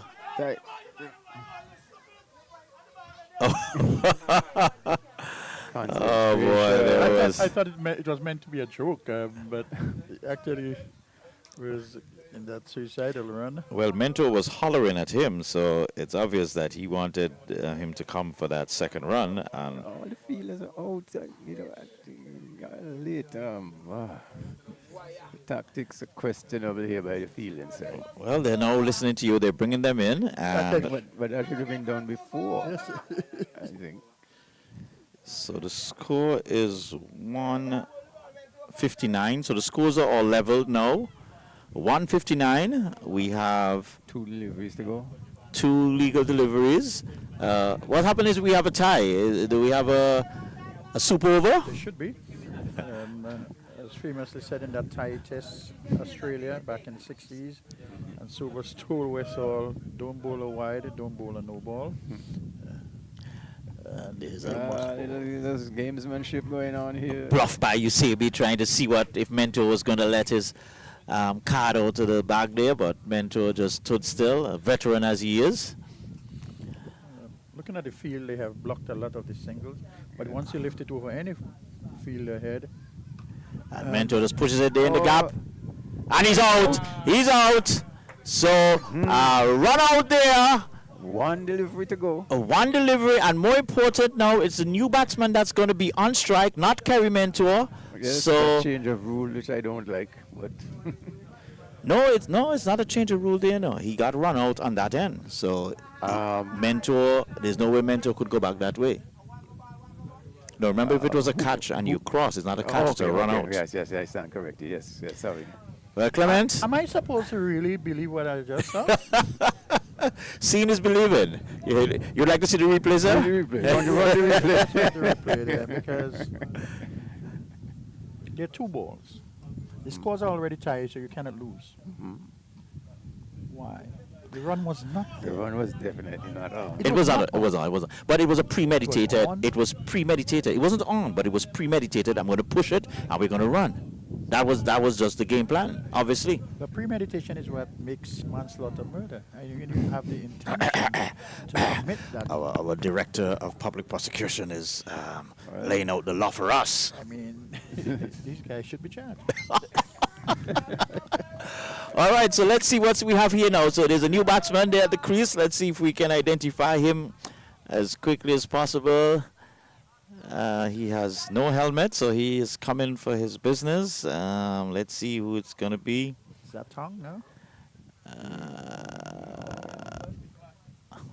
Just waiting on the scorecard to update. But let's see now what we have here. Well, let's just say we have everybody in. There's absolutely no one on the boundary. What do? Do you go for the big almighty hit? No, Just get bat to ball and scamper. Sean Joseph. Well, Mentor is going to be scampering down. He's going to be backing up like no man's end. So what's the strategy? Do you throw the ball at the striker end, the non-striker end? What do you do, gentlemen? Let me answer the question you asked. Do you go for the big hit? No, Shannon Gabriel. You don't go for the I think you play a sensible inning. And that was a game in Dominique against Pakistan. Misbah's last test match. And Chase is in 100 plus not out. And all he had to do was face that 1 ball. So Chase could face the final over. So here it is, the final delivery into Sean, and he hits it high, and it's over the head, and so it's been effective, and so the win goes to the Spartans there. A shortage delivery, and Sean Joseph getting enough bat onto it to clear the inner field, and so a good victory there for the Spartans. But gentlemen, a very, very good game, I would say. Last ball victory. It was a good game. It is the kind of game that we were looking forward to, that we had expected. Remember that 100 partnership? Yes. That was that was what brought the Spartans on. Remember that drop catch Yes. by Asher? Had he taken that catch, that partnership would have been broken earlier. at a crucial And, time. yes, there were still about 30 or 40 runs to get then, and it would have caused the momentum to shift. Yes. And I A think new batsman would have been coming in under pressure. yes, and but what they did was to leave an informed batsman At the crease. at the crease, and he could just steer his team to victory without much ado. Yes. And you know, and we go back to instances and changing points, critical points in the match. But during the New Winthorpes innings, there were some misfields as well that turned ones into twos and zeros into ones. etc. So a lot of those instances occurred, and you know, it was really things that affect how the result, the end result. But a very good match indeed. You want to? As we're gonna make way here as we get an interview with. Oh, all right.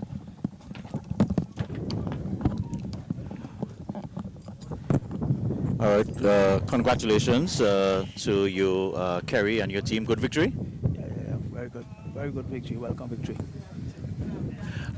Your team started out there a bit struggling, losing a wicket in the first over, then losing 2 quick wickets after that at 41, and then you and Dylan. What was the feeling at that point when you would have lost those 3 quick wickets? Well, it kind of pushed us back. We didn't acquire the runs in the power play.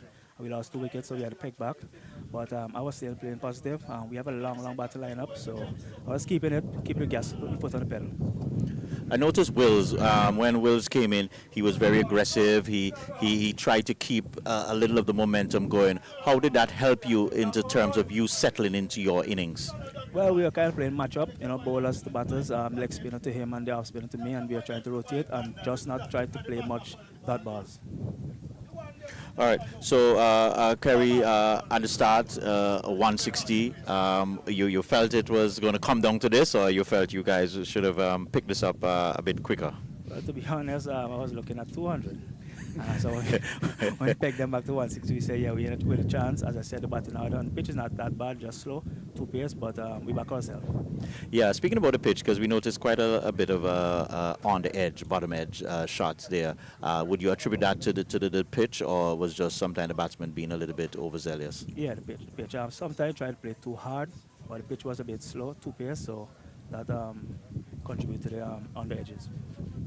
Okay, so you lost last week, so you must be well pleased now that you're back in the competition, so to speak. Congratulations for that.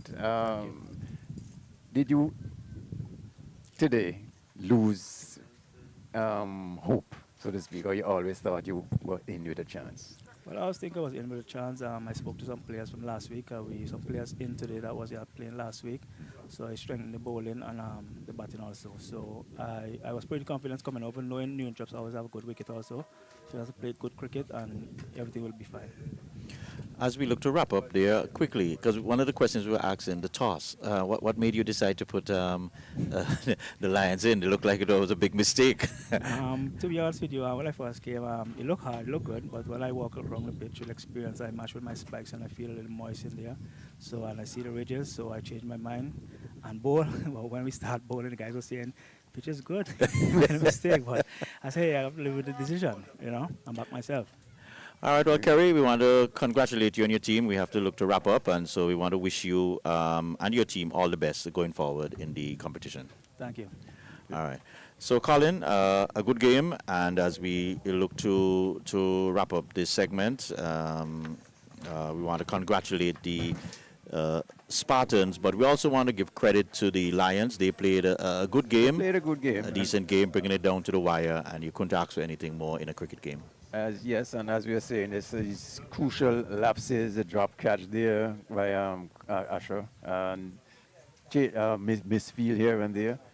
But they played well generally, and the game went down to the wire, and with a little bit of luck, it could have gone either way. It could have gone the Winthorpe's way as well.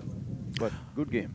All right, so ladies and gentlemen, we want to thank you for joining us here on the Antigua Parish League Network, also on ABS TV. We do hope that you enjoyed our coverage of this Thursday, Sir Vivian Richards Thursday League competition. We'll be back next week at one of our venues to bring you more live coverage. We ask everyone to stay safe and be good.